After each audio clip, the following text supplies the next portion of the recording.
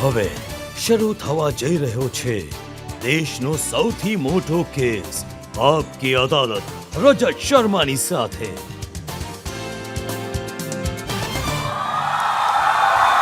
નમસ્કાર. Thank you.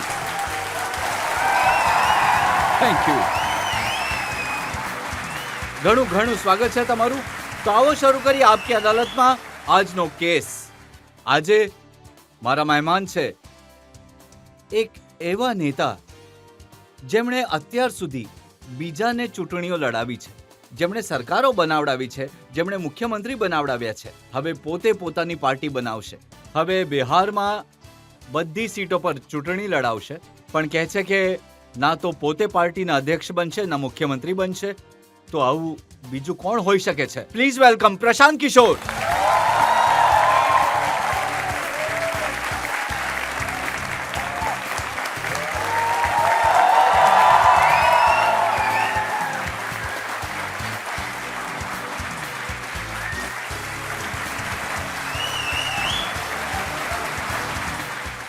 અને આપકી અદાલતમાં આજના આપણા જજ ઘણા ખાસ છે, ઘણા અનુભવી પત્રકાર છે. જે સમયે મેં પત્રકારત્વ શરૂ કર્યું હતું, મેં રિપોર્ટિંગ શરૂ કર્યું હતું, એ સમયે આમના રિપોર્ટિંગની ચર્ચા આખી દુનિયામાં થતી હતી. એમની હિંમતની આજે પણ બધા દાદ આપે છે. પ્લીઝ વેલકમ તવલીન સિંહ.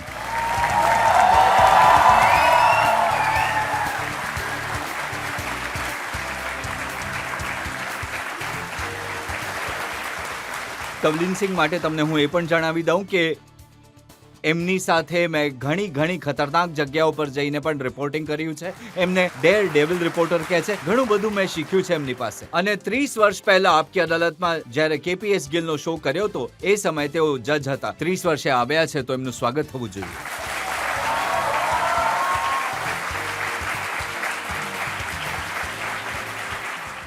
કાર્યવાહી શરૂ થાય. તો આવો શરૂ કરી આજનો કેસ આપકી અદાલતમાં. પહેલો આરોપ રણનીતિકાર પ્રશાંત કિશોર પર. આપકી અદાલતમાં ઇલેક્શન એક્સપર્ટ પ્રશાંત કિશોર પર આરોપ છે કે એમણે લોકોને ગેરમાર્ગે દોર્યા. પ્રશાંતજી, જ્યારથી લોકસભા ચૂંટણીના પરિણામ આવ્યા છે, લોકો મને પૂછે છે કે તમારું અસેસમેન્ટ ખોટું કેવી રીતે પડી ગયું, આ 40-50 સીટો ઓછી કેવી રીતે થઈ ગઈ. તો હું કહું છું કે મેં પ્રશાંત કિશોર પર ભરોસો કર્યો. તો લોકોએ કહ્યું કે બોલાવો એમને આપકી અદાલતમાં. હવે બોલાવી લીધા. હવે બોલો. નહીં, સાચી વાત છે. સ્વાભાવિક રીતે લોકસભાની ચૂંટણી આટલી જ મોટી ચૂંટણી છે. મોદીજી દેશના પ્રધાનમંત્રી પદ પર ચૂંટાયા છે, તો એમના લોકો પર પૂછે છે કે એમને લઈને જે મારું પોતાનું અસેસમેન્ટ આલંકન હતું, મેં 5-6 મહત્વપૂર્ણ વાતો જજે કહી. પહેલી વાત તો મેં કહી કે ભલે ચૂંટણીના પરિણામ જે પણ હોય, જોવાથી લાગી રહ્યું છે કે મોર ઓર લેસ બીજેપી પાછી આવી રહી છે અને એનડીએની સરકાર બનશે, મોદીજી પ્રધાનમંત્રી બનશે. બીજું મારું આલંકન એ હતું કે જેટલો વોટ શેર બીજેપીને પહેલાથી છે, મોર ઓર લેસ એ વોટ શેર બની રહેશે, વચ્ચે ઘટશે નહીં. તો જે ચૂંટણીના પરિણામ આવ્યા એમાં 36% લગભગ એમને વોટ મળ્યા, 0.7 ઓછા આવ્યા છે પાછલી ચૂંટણીની સરખામણીમાં, 2019ની સરખામણીમાં. ત્રીજી જે વાત મેં કહી કે એમને સીટ 300 આવશે, જે 240 આવી છે, કેમ કે મારું આંકલન ખોટું પડ્યું છે. ચોથી વાત એ મેં કહી કે જનરલી આખા દેશમાં એવું દેખાઈ રહ્યું છે કે મોદીજીની સપોર્ટની ઇન્ટેન્સિટીમાં જે ઘટાડો થયો છે, એ બહુ ઘણી વિઝિબલ છે ડેટામાં, એમની વ્યુઅરશિપમાં. જે ઇન્ટેન્સિટી આપણે લોકોએ 2014માં 2019માં જોઈ, એને જેને અંધભક્તિ કહી લો, એમાં ઘટાડો થયો છે. પાંચમી વાત અમે લોકોએ જે કહી કે ભલે જેની પણ સરકાર હોય, મોદીજીની જેટલા પણ એમપીએસ સાથે સરકાર બનાવે, સરકાર બનાવ્યા બાદ ત્રીજા ટર્મમાં મોદીજી બીજા અને પહેલા ટર્મની હરીફાઈમાં નબળા પ્રધાનમંત્રી સાબિત થશે, કેમ કે દેશમાં જમીની સ્તર પર રૂરલ ડિસ્ટ્રેસ, ફાર્મરની જે પ્રોબ્લેમ છે, rural distress is growing inequality, એ ઘણો મોટો વિષય બનશે. અને એક અંતિમ હજી વાત મેં કહી કે ઉત્તર પ્રદેશની જે રાજનીતિ છે, એ ભાજપા અને સંઘના નેતૃત્વ માટે એક મોટો પડકાર બનશે, ઇન રિસ્પેક્ટિવ ઓફ નંબર્સ. હવે આ 6 વાતોમાં એક વાત જે મારી ખોટી થઈ ગઈ, જેના પર લોકોનું ધ્યાન પણ છે અને હું પણ જોઈએ કે ભાઈ તમે કહ્યું હતું કે મોર ઓર લેસ એમને 300 સીટ આવશે, આવી 240. સ્ટેટિસ્ટિકલી 3-4% સુધી તો લોકો ખોટું આંકલન કરી શકે છે, પણ આ 10%ની આંકલનમાં ભૂલ છે. તો મારી ભૂલ છે. મારું જે અનુમાન હતું, વોટ શેર ઠીક હતો, એનાલિસિસ ઠીક હતું, પણ જે અનુમાન અમારા લોકોનું હતું કે 300 સીટની આસપાસ ભાજપની આવી શકે છે, આવશે એવી, એ 240 આવી. એના કંઈક કારણો હોઈ શકે છે કેમ આવી, પણ મારા દૃષ્ટિકોણથી હું તમને એટલું જ કહી શકું છું કે આંકલન કરવાવાળા લોકો કોઈ ભગવાન તો છે નહીં. તમે ડેટા અને સ્ટેટિસ્ટિક્સની પણ એક મર્યાદા છે. એના કરવાવાળા દુનિયામાં કોઈ એવું નહીં કરી શકે કે 100માંથી 100% માણસ સાચો જ હશે. મેં જે લોકો આજે મને કહી રહ્યા છે કે ભાઈ તમે આ ભૂલ કરી, તમે તો બીજેપીની મદદ કરી રહ્યા હતા, પબ્લિકને ગેરમાર્ગે દોરી રહ્યા હતા, અમુક લોકો એવું કેવું છે, એ આ જ લોકો છે. જ્યારે બંગાળમાં મેં કહ્યું કે ભાજપને 100માંથી ઓછી સીટ આવશે, તો અમારા ચીયર લીડર હતા તો તાળી વગાડી રહ્યા હતા. મેં કહ્યું કે ભાજપાને 100થી ઓછી સીટો આવશે. હવે ભાજપાને 15 પણ આવી શકતી હતી, 95 પણ આવી શકતી હતી, આવી 77. સ્ટેટિસ્ટિક્સની એક મર્યાદા હોય છે, તો પણ મારી ભૂલ છે. મારે હજી મારા અસેસમેન્ટને સુધારવું જોઈએ. તો માત્ર તમારાથી ભૂલ થઈ કે બાકી બીજા લોકોથી પણ જુઓ, ભૂલ થઈ? ભૂલ ઘણા લોકોથી થઈ હશે. એનું એક કારણ હું તમને જણાવી દઉં છું.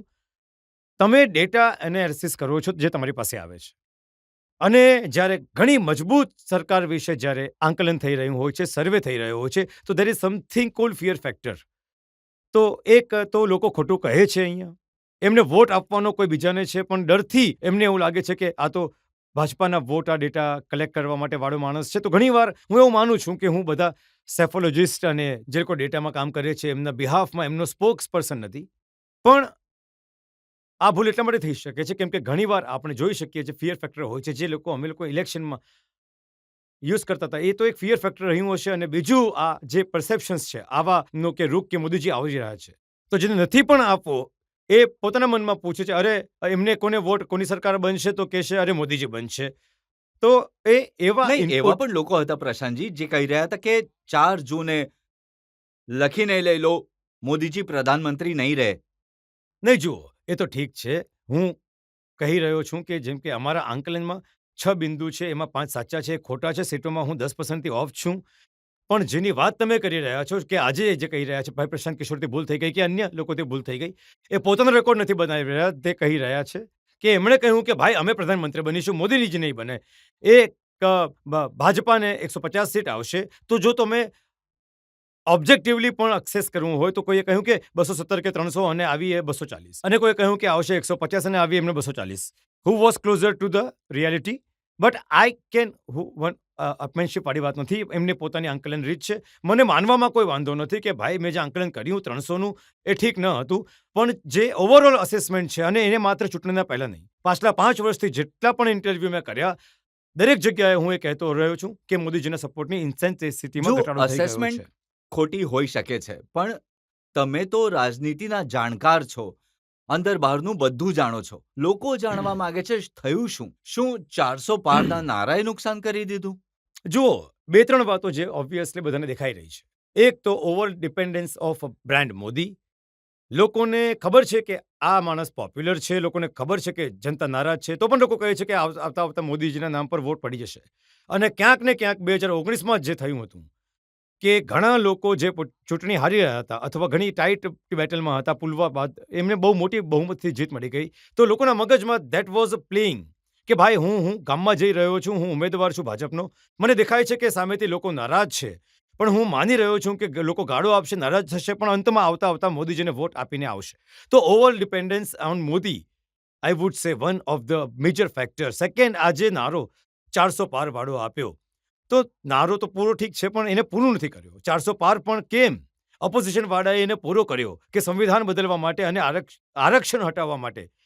આનો પણ મને લાગે છે કે ઘણો મોટો, જો કે એક ક્રેડિટ જો તમે ઓપોઝિશનને આપવા માંગો છો તો એમની સ્ટ્રેટેજીને કે એમના કમ્યુનિકેશનને, તો એક વસ્તુ એમણે ઠીક કરી.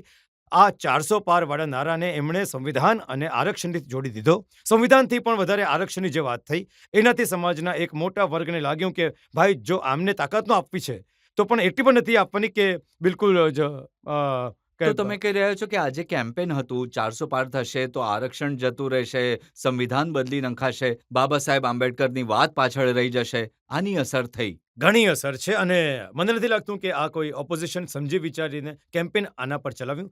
આ થયું એમ જ જ્યારે એમણે કહ્યું 400 પાર, તો ભાજપાના અમુક જે બડબોલા નેતા છે પોતે ઉછળીને કહી રહ્યા છે કે અમને 400 પાર એટલે જોઈએ છે કેમ કે અમને સંવિધાન બદલવું છે, અમને દેશ બદલવું છે, વિધાઉટ રિયલાઇઝિંગ કે એમનાથી આ ભૂલ થઈ રહી છે કે એને ઓપોઝિશનને એને કાયદાથી અને આને જે કાઉન્ટર કર્યું, અમે જોયા મોદીજીના ભાષણ, જેમાં એમણે મુસલમાન, મટન, મુજરા, મંગળસૂત્ર બધું જ ઘુસાડી દીધું.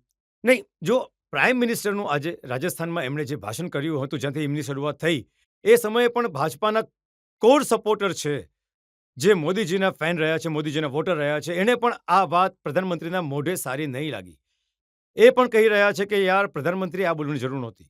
મને નથી લાગતું કે આ થોડી જૂની રીત થઈ ગઈ છે અને આજની તારીખમાં જે રીતની ઇમેજિનરી એમણે પોતાને માટે બનાવી છે 10 વર્ષથી, એનાથી મેં એ મેચ નહીં થાય. તો મને લાગે છે કે એણે કેડરને ગેલ્વેનાઇઝ કરવાની જગ્યાએ વધુ ડિસઅપોઇન્ટ કર્યું અને ઘણી જગ્યાએ પેનિક પણ થઈ ગયું કે લોકોમાં એ પણ વાત થઈ ગઈ કે આ હારી રહ્યા છે કે આ બેકફૂટ પર છે, ત્યારે તો જનતાની આ રીતે વાત કરી રહ્યા છે. ઉત્તર પ્રદેશમાં સૌથી વધારે નુકસાન થયું, જ્યાંથી અપેક્ષા બધાને વધારે હતી. તો બધા લોકો કહે છે કે આ અમિત શાહ અને યોગી આદિત્યનાથના વ્યક્તિગત મતભેદ હતા, જેના કારણે નુકસાન થયું. જો હું એને મતભેદની રીતે નથી જોતો, પણ જે વાઇડર પ્રોસ્પેક્ટિવમાં જોઈએ તો એનું એક એક્ઝામ્પલ તમને મળશે 2009-10ની લોકસભાની ચૂંટણીમાં. જ્યારે મોદીજી નવા એટલે કે નવા ચહેરા તરીકે ભાજપાના ચહેરા તરીકે ઉભરી રહ્યા હતા અને અડવાણી જે દેશના ભાજપાના લીડર હતા. એ સમયે ભાજપાને ગુજરાતમાં ઘણી સારી સફળતા 2009ની લોકસભામાં મળી નહીં. જ્યારે આપણે 2011 બાદ મેં કામ કર્યું તો ત્યાં તો ગુજરાતના શીર્ષને મેં ઘણું અધ્યયન કરવાની કોશિશ કરી કે 2009માં મોદીજી કેમ્પેનના ઇન્ચાર્જ હતા. અડવાણીજીને બનવાનું હતું પ્રધાનમંત્રી. પછી એ સફળતા કેમ નહીં મળી? તો એવું નથી કે મોદીજીએ સેબેટાઇઝ કર્યું કેમ્પેનને કે એમના લોકોએ સબોટાઇઝ કર્યું, પણ એ જે સપોર્ટર જે છે મોદીના, ક્યાંક ના ક્યાંક એમના મગજમાં આ વાત આવી રહી છે કે જે અડવાણીજી જીતશે તો અમારા નેતા મોદીજી આગળ કદાચ પહોંચવામાં એમને વધારે લાંબો સમય લાગી જશે. એમાં મને લાગે છે કે યુપીમાં પણ આ થઈ શકે છે અસર. ઘણા લોકોને એવું લાગ્યું કે જો મોદીજી અને અમિત શાહ ફરીથી ઘણી મોટી બહુમતીથી આવશે તો એનાથી યોગીજીની ખુરશી પર ખતરો થઈ શકે છે. અને આ સરેઆમ ચર્ચા જે ના, ગામમાં થઈ- અરવિંદ કેજરીવાલે કે તો હા, અને publicly કહ્યું yes, હતું. અને અરવિંદ કેજરીવાલે નિવેદન પણ કર્યું ઘણું. અરવિંદ કેજરીવાલનું તમે એ માનો કે રાજનૈતિક રીતે ઘણું સચોટ નિવેદન રહ્યું હતું, જેનાથી પણ ગામમાં પણ આપણે એ લોકો જોઈએ છે કે જેમ કે હું બિહારમાં પગપાળો ચાલી રહ્યો અને લોકોએ પૂછી રહ્યા છે, અચ્છા પ્રશાંતજી તમે કામ કર્યું એમની સાથે, એ કહો કે 400 સીટ આવી ગઈ તો યોગીજીને હટાવી દેશે કે શું? તો આ વાત આવે છે કે ક્યાંક ને ક્યાંક જનતાની વચ્ચે આ વાત એમના સપોર્ટરોમાં, એનો અર્થ એ નથી કે યોગીજીએ જેને કહ્યું હશે કે પોતાના સપોર્ટરને કે હરાવો ભાજપાના કેન્ડિડેટને. હું નથી જાણતો, એ મારા વિષય નથી. પણ પબ્લિકમાં આ વાત હોઈ શકે છે કે જે યોગીના સપોર્ટર છે, જો ઘણા મોટા બહુમતથી, ઘણી મોટી તાકાતથી મોદીજી અને શાહ પાછા આવશે તો યોગીજીને જે આપણા લીડર છે એમને ખતરો થઈ શકે છે. એટલે થોડું આરામથી જ એક વોટ મોટો કરો. સવાલ લોકોના મનમાં એ છે કે અયોધ્યાની સીટ, જ્યાં રામ મંદિર બન્યું, જેને લઈને આખા દેશમાં લહેર હતી, એ સીટ પર બીજેપીનો ઉમેદવાર હારી જાય. જો અયોધ્યાની તો કોઈ સીટ છે નહીં. આ તો તુકબંધી છે લોકોની. સીટ તો અયોધ્યાની નથી. અયોધ્યા પણ સીટ તો ફૈઝાબાદની છે. અયોધ્યા ત્યાં છે. એ તો એક સિમ્બોલિક ઘણો મોટો સેટબેક છે. પછી એ જ વાત છે, ત્યાં કેન્ડિડેટ હતા લલ્લુસિંહ. He was first one to say કે 400 આવશે તો સંવિધાન બદલીશું. He was one of the first leader two vent public saying કે 400 સીટ એટલે કે જોઈએ સંવિધાન બદલીશું. અને એમની સામે જે અનુસૂચિત જાતિ સમાજના સાથી લડી રહ્યા હતા સપાથી, એમને ફાયદો થયો જશે. અને બીજું, જ્યારે એમને આ રીતની ઘણા ડેવલપમેન્ટ વર્ક વસ્તુઓ ઘણા ચેન્જ કરી લાવો છો તો સમાજને એક તબકો એનાથી એફેક્ટેડ થાય છે. વિનોદ મહેતાજી જે પત્રકાર હતા, તો એમને મેં એકવાર પૂછ્યું કે જણાવો સંજય ગાંધીના જમાનામાં જ્યારે આ સ્લમ્સ તોડવામાં આવતી હતી તો એમને ફીડબેક નહોતો જતો. એમણે કહ્યું કે પ્રશાંતજી સૌથી મજાની વાત એ છે કે એમને ફીડબેક તો જતો હતો, પણ એ બેસીને એમ કહેતા હતા કે ભાઈ હું તો એમને માટે સારું કરું છું, હું તો એમને સ્લમથી ખસેડી સારી જગ્યાએ ઘર આપી રહ્યો છું, પછી એ કેમ આંદોલન કરી રહ્યા છે? તો ઘણીવાર એવું થાય છે કે તમે અયોધ્યામાં રોડ બનાવવા માટે કોઈ વસ્તુ ઉજાડી એમને શિફ્ટ કરી રહ્યા છે. હવે એ તો ટ્રાન્ઝિશનલ ફેઝ છે, પણ જેનું નુકસાન થયું હોય તો કાલે જ થઈ ગયું છે. મંદિર તમે બનાવવાના ચક્કરમાં જો તમે 10,000 લોકોને તમે એમની રોજીરોટી ખતમ થઈ ગઈ કે પછી એમના ઘર ડિસ્પ્લેસ થઈ ગયા, એ વસ્તુઓની પણ ઇફેક્ટ ઘણી પડી. શું આ આપને ઠીક હા. લાગે છે કે અખિલેશ યાદવે ટિકિટ વહેંચવામાં જાતિના સમીકરણોનું ધ્યાન રાખ્યું, ઘણી ચતુરતા જુઓ, કરી, નહીં. જનરલ સીટો પર પણ SC/ST લડાવ્યા? નહીં, આ તો હંમેશા કરે જ છે. દર જે છે સમાજવાદી પાર્ટી, રાજદ જેવા દર છે, એ તો જાતિના આધાર પર જ મોટે ભાગે એમની રાજનીતિ થાય છે. હું ઉત્તર પ્રદેશમાં સમાજવાદી પાર્ટીએ કેવી રીતે પોતાની રણનીતિ બનાવી, કોને ટિકિટ આપી અને કોને વધારે જાણતો નથી, પણ પરિણામ એ આ બતાવે છે કે એમને સફળતા મળી છે, તો એને માટે એમને અભિનંદન મળવા જોઈએ. કંઈક તો સારું કર્યું છે એમણે, ત્યારે જ તો આટલી સીટોથી જીતી આવ્યા. શું ચૂંટણી પહેલા કેજરીવાલ અને હેમંત સોરેનને જેલમાં નાખવાથી પણ નુકસાન થયું હશે? મને નથી લાગતું એવું. આનું નુકસાન મને નથી લાગતું. કારણ કે એવું હોત તો પછી ઝારખંડમાં બીજેપી સાફ થઈ ગઈ હોત. બીજેપીને તો નુકસાન રાજસ્થાનમાં થયું. બીજેપીને નુકસાન મહારાષ્ટ્રમાં થયું. જો હેમંત સોરેનજીને અરેસ્ટ કરવાથી ભાજપાને નુકસાન થાત તો સૌથી વધુ નુકસાન તો બિહાર ઝારખંડમાં પહેલા થવું જોઈએ, રાજસ્થાનમાં પછી થવું જોઈએ. તો આ મતલબ હવે જેમ કે આરક્ષણની વાત છે, આરક્ષણ, સંવિધાન, બાબા સાહેબ આંબેડકર, આને લઈને એક નેરેટિવ ચાલ્યું, પણ બિહારમાં તો જાતિની ઘણી અસર છે. ત્યાં નહીં, કેમ અસર નથી? બિહારમાં એટલે અસર નથી કારણ કે બિહારમાં આ બધાથી વધારે લાલુ જે ફેક્ટર ફેન કરે છે, લાલુ યાદવનું ફેન ફેક્ટર છે. લાલુજી માત્ર બિહારના નેતા નથી, હું પહેલા પણ કહેતો હતો, હી ઇઝ ફિનોમિના. બિહારમાં મોદીજી, નીતિશ છે, બધા જ છે, જાતિ છે, પણ એક સૌથી મોટું જે ફેક્ટર પાછલા 25-30 વર્ષમાં રહ્યું છે, એ રહ્યું છે લાલુ યાદવ ફિનોમિના. એક બિહારમાં ઘણો મોટો વર્ગ ત્યાં તો લાલુજીના પક્ષમાં વોટ કરે છે અથવા તો બીજો એમના વિરોધમાં કરે છે. એ ભલે કંઈ પણ થઈ જાય, એ એમના વિરોધમાં જ વોટ કરશે. ઘણા લોકો કહી રહ્યા છે નીતિશ કુમારને 12 સીટ આવી ગઈ, એમનું તો રિવાઇવલ થઈ ગયું છે. કંઈ નથી થયું. એ માત્ર લાલુ યાદવજીની વિરુદ્ધ લડી રહ્યા હતા. લાલુજીને વોટ લોકો આપી નથી શકતા કેમ કે લોકોએ 15 વર્ષનું જે જંગલ રાજ તમે અને હું બેસીને પટનામાં, દિલ્હીમાં, નોઈડામાં એને ભણે છે, એના પર ટીકા ટિપ્પણી કરે છે. ઇમેજિન કરો જે સમાજે એને ભોગવ્યું છે 15 વર્ષ. હવે એને કંઈ બીજું નથી દેખાતું. એને દેખાય છે કે ભાઈ કંઈ પણ થઈ જાય, મને પાછું એ જંગલ રાજ નથી જોઈતું.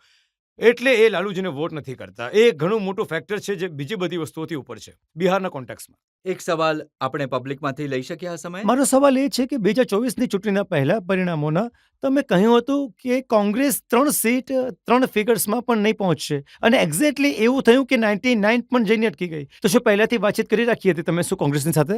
નહીં. આ તો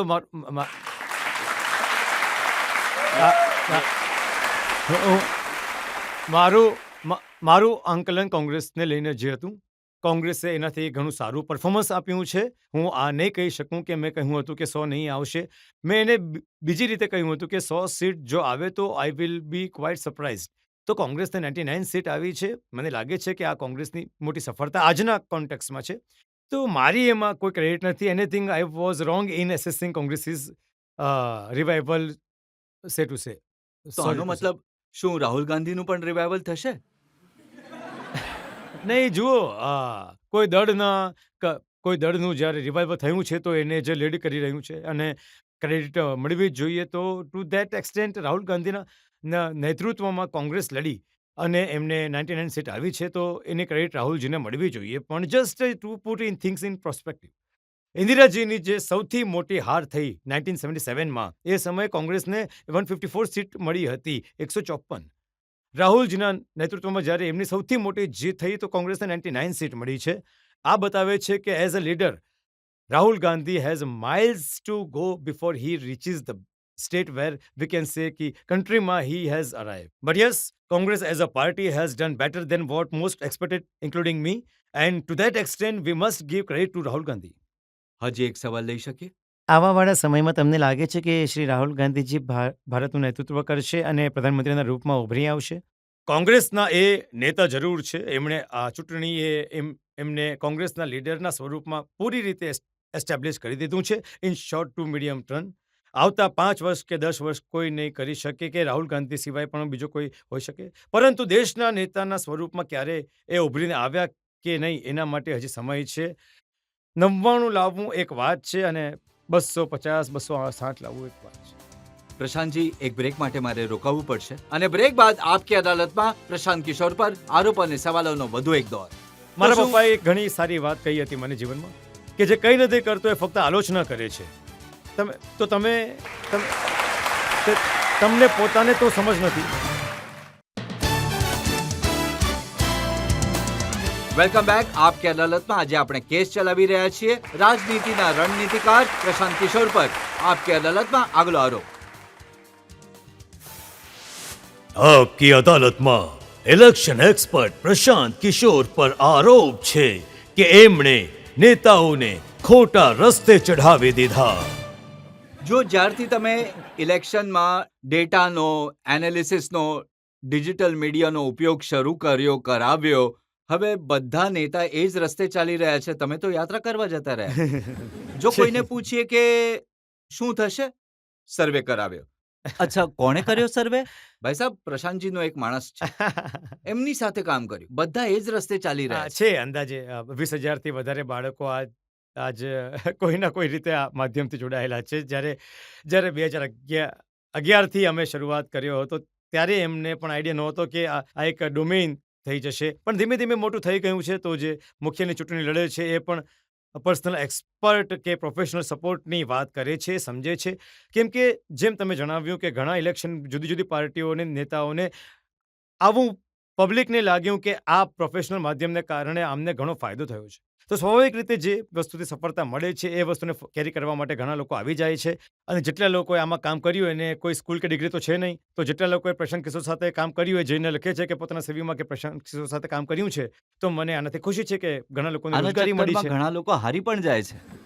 નહીં, હવે એવું છે કે જો કોઈ ડૉક્ટર તમારી સારવાર કરી રહ્યો છે અને દર્દીનું ડેથ થઈ જાય છે, તો એના માટે તો તમે મેડિકલ કોલેજને દોષિત નહીં ઠેરવી શકો ને. પરંતુ આ સાયન્સ છે કેટલું એક્યુરેટ? અમે જોયું કે એક્ઝિટ પોલમાં બધું ખોટું થઈ ગયું. જુઓ, પહેલી વાત તો હું કોઈ પોલસ્ટર નથી. જે અમે કરીએ છીએ પોલસ્ટર નથી. બીજી વાત, મેં પાછલા 10 વર્ષથી કહી રહ્યો છું કે વી આર હાઈલી ઓવરરેટેડ. કે કોઈ પણ પ્રોફેશનલ સપોર્ટ કોઈને ચૂંટણી જીતવી કે હરાવી નહીં શકે. ચૂંટણી જીતે છે તો નેતા જ છે, પાર્ટી જ જીતે છે, એમના કાર્યકર્તાઓના પ્રયાસથી જીતે છે, લોકોના વોટ જીતાડે છે. જે પ્રોફેશનલ છે એ વસ્તુઓને ઓર્ગેનાઇઝ કરીને થોડું ઘણું સારી રીતે મદદ કરી શકે છે. જેમ કે તમે કોઈને ઓપરેશન કરી રહ્યા છો તો ઓપરેશન થિયેટર જોઈએ, ડૉક્ટર તો સારો હોવો જોઈએ જ. પણ જો સાથે તમારા આસિસ્ટન્ટ સાથે નહીં હોય તો તમે એક સારા સર્જન હોવા છતાં પણ ઓપરેશન થિયેટરમાં કામ કરવા છતાં તમારાથી ભૂલ થઈ શકે છે, તમને તકલીફો આવી શકે છે. જો તમારું સપોર્ટ સિસ્ટમ સારું હોય તો you will be able to deliver things better. તો પહેલાં તો તમે ક્રેડિટ આટલું આપો નહીં કોઈને પણ કે પ્રશાંત કિશોર કે એવા કોઈ પણ વ્યક્તિને કે સંસ્થાએ કોઈને જીતાડી દીધો કે હરાવી દીધો. At best on the margin we bring little bit efficiency in the whole. નહીં, અહીંયા તો ઊંધું થઈ ગયું. ભૂલ એક્ઝિટ પોલ કરવા વાળાએ કરી અને બ્લેમ અમારી ઉપર આવી ગયો. તમારા ઉપર. હા, એટલે કે અચ્છા, મીડિયા મીડિયા પર પર, ઓકે. બધા ખોટા પુરવાર નહીં, હું થયા. ફરીથી એ જ અને આ કહીશ તો કે સ્ટોક એક્સચેન્જનો રેટ વધારવા માટે કર્યો. જો શેર આ તો ના સમજ જેવી વાત થઈ ગઈ. જો માની લો કે કોઈને ખબર હતી કે આ રિઝલ્ટ આવવાનું છે, તો રિઝલ્ટને એને ચેન્જ કરવાની શું જરૂર છે? સ્ટોક માર્કેટને તો તમે બેઉ સાઈડથી ગેમ કરી શકો છો. જો તમને ખબર હતી કે 240 આવી રહ્યું છે, તમે માર્કેટમાં શોર્ટ કરીને પણ પૈસા કમાવી શકો છો. તો એના માટે તમે ખોટું શું કામ કરવાના? જુઓ, ભૂલો લોકોથી થઈ શકે છે. હું ફરીથી આ વાત તમને કહું છું. હું કોઈ એક્ઝિટ પોલ કરવાવાળાઓનો કોઈ સ્પોક પર્સન નથી. હું તો પોતે કોઈ પોલ સ્ટાર નથી. હું તો એમનો એ ડેટાનો ઉપયોગ કરવાવાળો છું. પરંતુ કોઈનાથી ભૂલ થઈ શકે છે એ એક વાત છે. એના પાછળ મોટિવ નાખવું જ્યાં સુધી કે તમારી પાસે પ્રમાણ ના હોય, મને લાગે છે કે આ યોગ્ય નથી. રૂમમાં બેસીને ચુસ્કી લેતા ટીકા ટિપ્પણી કરવી અને પોતાને એક્સપર્ટ બતાવવું એક વાત છે. અને પ્રોફેશનલી વસ્તુઓને કામ કરીને બતાવવું કે આ ફસાવવું કે હા આની આ વસ્તુ થઈ શકે. સ્વાભાવિક છે કે 10 વસ્તુઓ કહેવાઈ રહી છે તો 8 હોઈ શકે છે. 8 તો સાચું કર્યું ને, તો તમે બહાર બેસીને ફક્ત ટીપા ટિપ્પણી કરી રહ્યા છો. મારા પપ્પાએ ઘણી સારી વાત મને કહી હતી જીવનમાં કે જે કંઈ નથી કરતો એ ફક્ત આલોચના કરે છે. તો તમને પોતાને સમજ નથી. અને સેફોલોજી કોઈ એટલે કે ઇલેક્ટ્રોલ સેફોલોજી એ ઇન્ડિયાનો કોઈ ડોમેન નથી, વર્લ્ડ હોય છે. ઘણા બધા મોટા મોટા એક્સપર્ટ, ઘણા મોટા વિદ્વાન આમાં જોડાયેલા હોય છે. ઇન્ડિયામાં પણ આ વસ્તુનો ઇવોલ્વ થઈ રહી છે. તો yes, this time probably all who were involve in it they will look into the system, they will improve. Telephone તમે યુઝ કરતા હતા, પહેલા હેન્ડવાળો યુઝ કરતા હતા, પેજર યુઝ કરતા હતા, હવે મોબાઈલ યુઝ કરો છો. એનાથી વિશેષ હવે રોજ કંઈ ઇમ્પ્રુવમેન્ટ થઈ રહ્યું છે. આમાં પણ ઇમ્પ્રુવમેન્ટ થશે. બીજું, તમે લોકોને શીખવાડી દીધું કે ઇલેક્શનમાં ટ્વિટરનો, ફેસબુકનો, યુટ્યુબનો ઉપયોગ કરવો. નહીં, મેં નથી શીખવાડ્યું. જુઓ, હું હંમેશા કહેતો રહું છું કે આપણે આ વસ્તુને ઘણું વધારે વસ્તુઓને ઓવરરિએક્ટ કરીએ છીએ કે ફેસબુકથી કે ટ્વિટરથી કે યુટ્યુબથી કોઈ ચૂંટણી જીતી શકે છે. એટલે કે ગાંધીજીએ જ્યારે આંદોલન કર્યું હતું તો એ સમયે પોસ્ટકાર્ડ હતું તો પોસ્ટકાર્ડનો ઉપયોગ કર્યો. આજે એ વસ્તુ ફેસબુક છે તો તમે ફેસબુક પર લખી રહ્યા છો. મહત્વ ફેસબુક અને પોસ્ટકાર્ડનું નથી. મહત્વ એના પર છે કે એના પર શું લખવામાં આવ્યું છે અને લખવાવાળો કોણ છે. તો મેસેજ અને મેસેન્જરની મહત્તા છે. મીડિયમ તો પહેલા પોસ્ટકાર્ડ હતું, આંતરદેશીય કાર્ડ હતું, લિફાફા હતા. હવે સમજો આજકાલ ફેસબુક છે, કોઈની પાસે ટ્વિટર છે, કોઈની પાસે આગળ કંઈક નવું આવી જશે 2 વર્ષમાં. આ બધી વસ્તુઓ તો ઇન્વોલ્વ થતી રહે છે. પરંતુ સોશિયલ પોલિટિકલ નજરિયાથી મેસેજ અને મેસેન્જરનું મહત્વ છે. મીડિયમનું કોઈ ઘણું મહત્વ નથી. હા, જરૂર છે કે ટેકનોલોજીનો ઉપયોગ કરીને પહેલાં જો તમે પોસ્ટકાર્ડ નાખતા તો તો 10 દિવસ લાગતા હતા એને પહોંચતા ફેસબુક દ્વારા એ 10 મિલિયન સુધી પહોંચી જાય છે, તો એને ઇમ્પેક્ટ ડેફિનેટલી તમને વધારે લાગે છે કે પહેલા નરેન્દ્ર મોદીએ, બીજેપીએ ટ્વિટરનો, યુટ્યુબનો, ફેસબુકનો સારો ઉપયોગ કર્યો હતો? આ વખતે કોંગ્રેસે એને ડોમિનેટ કર્યું, કબજો કરી નહીં, લીધો? જુઓ થાય છે એ કે ફર્સ્ટ યુઝર એડવાન્ટેજ તો માણસને હંમેશા થાય છે. તો પહેલી વાર 2014માં જ્યારે અમે લોકોએ શરૂ કર્યું હતું, તો એ સમયે અમે લોકોએ કોઈ કેમ્પેન કરતા હતા તો લોકો હસતા. જ્યારે લોકોએ એના મહત્વને જોયું, એની તાકાતને જોયું, તો બધાએ વાપરવાનું શરૂ કરી દીધું. તો પછી જેણે શરૂ કર્યું હતું એ થોડા શિથિલ પડી ગયા. જેમણે મોટી કંપનીઓ હોય છે, તમે જોતા હશો, મોટી કોઈ કંપની છે, સ્ટીલ કંપની, કોઈ પ્રોડક્ટની, સર્વિસની કંપની છે, કોઈ નવું આવે છે, એને ચેલેન્જ કરીને હરાવી દે છે. Because as you become bigger, your ability to move and mover become lesser. તો મોટું વહાણ છે, તમને વળવામાં થોડો સમય લાગશે. અને જે નવા લોકો છે તે એમાં વધારે એક્સપિરિયન્સ કરી શકે છે. તો it's true in all walks of life. બિઝનેસમાં પણ એવી મોટી કંપની છે, એ આવીને તરત એક્સપેરિમેન્ટ કરી શકે છે. જ્યારે રજત શર્માની ઇન્ડિયા ટીવીમાં કોઈ એક્સપેરિમેન્ટ કરવો હોય, તમે 10 વાર વિચારશો. એક પ્રોસેસ છે, સિસ્ટમ છે, લેગેસી છે. કોઈ નવો માણસ આવીને હમણાં યુટ્યુબ ચાલુ કરે છે, કંઈ પણ કરી શરૂ કરી દે છે, તો લોકો કહે છે, યાર, રજત શર્માને આ વાત કેમ સમજમાં નથી આવી રહી? સમજમાં એટલે નથી આવી રહી કેમ કે તમે એક લેગેસી બનાવી છે. 10 વર્ષ, 15 વર્ષ એક સિસ્ટમ છે, એને ઓવરનાઇટ તમે જમ્પ કરીને નવું લાવી શકો. જો સવાલ એટલે ઊભો થયો કેમ કે કોંગ્રેસના લોકોએ દાવો કર્યો કે આ વખતે ડિસેમ્બરથી લઈને પાછલા વર્ષે અને મે સુધી રાહુલ ગાંધીનું ઇન્સ્ટાગ્રામ પર, ફેસબુક પર, ખાસ કરીને યુટ્યુબ પર ઘણા લોકોએ જોયું અને એમને લાગે છે કે આની ઘણી અસર થઈ. It's a two way thing. એક તો એ કે મોદીજી પોતાની જે ઇકોસિસ્ટમ છે, જે પોતાનું ડિજિટલ ટ્રાન્ઝેક્શન હતું, એમાં ઘટાડો થયો. જો કે ઓવરઓલ રીચ હમણાં પણ he has got a far wider reach. There is no two way about it. પણ જે રાહુલ ગાંધી ચેલેન્જર હતા, એ એમનો બેઝ ઓછો હતો, તો ઓછાળો દેખાયો, એ વધારે દેખાયો. અને લોકોમાં એ રીતે પણ કુતૂહલ રહ્યું કે રાહુલ ગાંધી કઈ રહ્યા છે, જોઈએ ભાઈ, કઈ થઈ શકે છે કે શું. મોદીજી તો જીતી જ રહ્યા છે. તો એક રીતે જે ટેરિટરી રહી છે કે મોદીજી તો જીતી જ રહ્યા છે, એમને શું સાંભળવાનું, એમને રોજ સાંભળી જ રહ્યા છીએ. સવાર થોડું ઓવરકિલ પણ રહ્યું. 10 વર્ષથી લોકો માત્ર મોદીજીને જ જોઈ રહ્યા છે, સવાર સાંજ ટીવી, મીડિયા, દરેક જગ્યાએ. તો જે નવો માણસ આવ્યો છે એને જોવા સાંભળવા માટે ભલે કંઈ પસંદ કરો ન કરો, એટલે પણ લોકો એને જુએ છે. અચ્છા, તો આ વખતે રાહુલ ગાંધી શું કરી રહ્યા છે જરા જોઈએ. અને અમુક તો કોંગ્રેસ સોશિયલ મીડિયા પર તાકાત પણ લગાવી હશે. હવે તો એ કહી રહ્યા છે કે મોદીને હલાવી દીધા, મોદીજીને હરાવી દીધા, મોદીજીને સાયકોલોજીકલી વીક કરી દીધા, એમનો કોન્ફિડન્સ તોડી નાખ્યો. હવે આ એમનું પોતાનું માનવું છે અને હું એના પર શું ટીકા ટિપ્પણી કરું. એમને વધારે સમજ છે આપણા કરતા. મને લાગે છે કે arrogance is something which you should avoid in politics. એ ભલે ભાજપા માટે હોય કે રાહુલ ગાંધી માટે હોય, કોંગ્રેસ માટે હોય કે પછી અમારા માટે હોય, બધા માટે. એટલે કે સમાજમાં લોકો એરોગન્સ નથી પસંદ કરતા. તો જો એ ઘણા એરોગન્ટ દેખાશે પોતાની જીત કે હારમાં, જે જીતવાવાળો પણ માણસ છે એ પણ એરોગન્ટ દેખાય છે, તો પબ્લિકને પસંદ નથી. અને ક્યાંક ને ક્યાંક આજે દેશમાં તો છે ભાઈ કે સૌથી વધારે રિઝલ્ટ આવ્યું છે. મોદીજીને બનાવી પણ દીધા અને એમને બતાવી પણ દીધું કે ભાઈ તમે ભગવાન નથી. શાંતિથી ચલાવો, તમે જ ચલાવો, પણ મર્યાદામાં લઈને ચલાવો. આ જનતાનો મેસેજ આપ્યો છે. ચલાવો તમે. એમણે એમ નથી કહ્યું કે રાહુલ ગાંધી ચલાવો. એમ કહી રહ્યા છે કે મોદીજી તમે ચલાવો. પણ ડિક્ટેટરની જેમ નહીં ચલાવો, લોકતંત્રના લીડર તરીકે ચલાવો. આ મેસેજ જનતાએ આપ્યો છે કે થોડું સંભાળીને ચાલો. પણ રાહુલ ગાંધીએ તો કહેવાનું શરૂ કર્યું જૂનથી જ કે આ સરકાર પડી જશે, આ વધારે દિવસ નહીં ચાલે. હવે જુઓ, રાહુલજી ઘણો વધારે એમનો આપણા કરતા અનુભવ છે, એમને સમજ પણ છે. મેં સરકાર ચાલવા નહીં ચાલવાને લઈને કોઈ વાત મને સમજમાં નથી આવી રહી. એ એના પર ડિપેન્ડ કરે છે કે આગલા 2.5 વર્ષમાં જે 9 રાજ્યોમાં ચૂંટણી છે, સ્ટાર્ટિંગ વિથ જમ્મુ કાશ્મીર, એના પછી હરિયાણા થશે, મહારાષ્ટ્ર થશે, દિલ્હી, ઝારખંડ, બિહાર, મને લાગે છે કે વેસ્ટ બંગાળ, તામિલનાડુ અને આસામ. આ 9 રાજ્યોની ચૂંટણીના પરિણામ નક્કી કરશે કે આ સરકારની સ્ટેબિલિટીનું શું થાય છે અને સરકારનું આગળનું ડાયરેક્શન શું હશે. આ 9 રાજ્યોમાં જો ભાજપા 5-6 રાજ્ય હારી જાય, તો નિશ્ચય રીતે સ્ટેબિલિટી ઉપર ઇસ્યુ ઉઠશે, થશે. પણ તમને લાગે છે કે આવી વાતો એક સિસ્ટમ મુજબ ચલાવવામાં આવે છે? જેમ કે હવે આરક્ષણની વાત, એકવાર એક માણસ કહેતો હતો, રાહુલજીએ કહ્યું કે સરકાર પડવાની છે, પછી ખરગેજી, તેજસ્વી યાદવ, સંજય સિંહ, જે જ્યાં હશે એ જ વાત વારંવાર કહેશે.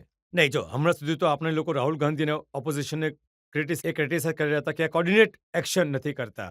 જો એમણે પોતાના એફર્ટ્સને, પોતાના કમ્યુનિકેશનને કોર્ડિનેટ કરી લીધું, તો we should thank them, we should applaud their efforts. એમાં કોઈ વાંધો નથી. પોતાનું નેરેટિવ કોર્ડિનેટર રીતે રાખી રહ્યા છે, એમાં આપણને ફરિયાદ એમ હોવી જોઈએ. તો એ એમની ખામી હતી, એપેરેન્ટ ખોટી હતી. એ કદાચ એમણે સુધારી લીધી છે. Now they are appear more cohesive as a unit. They are appearing more aggressive. અને એમાં કંઈ કોઈ મોટી સારી વાત છે.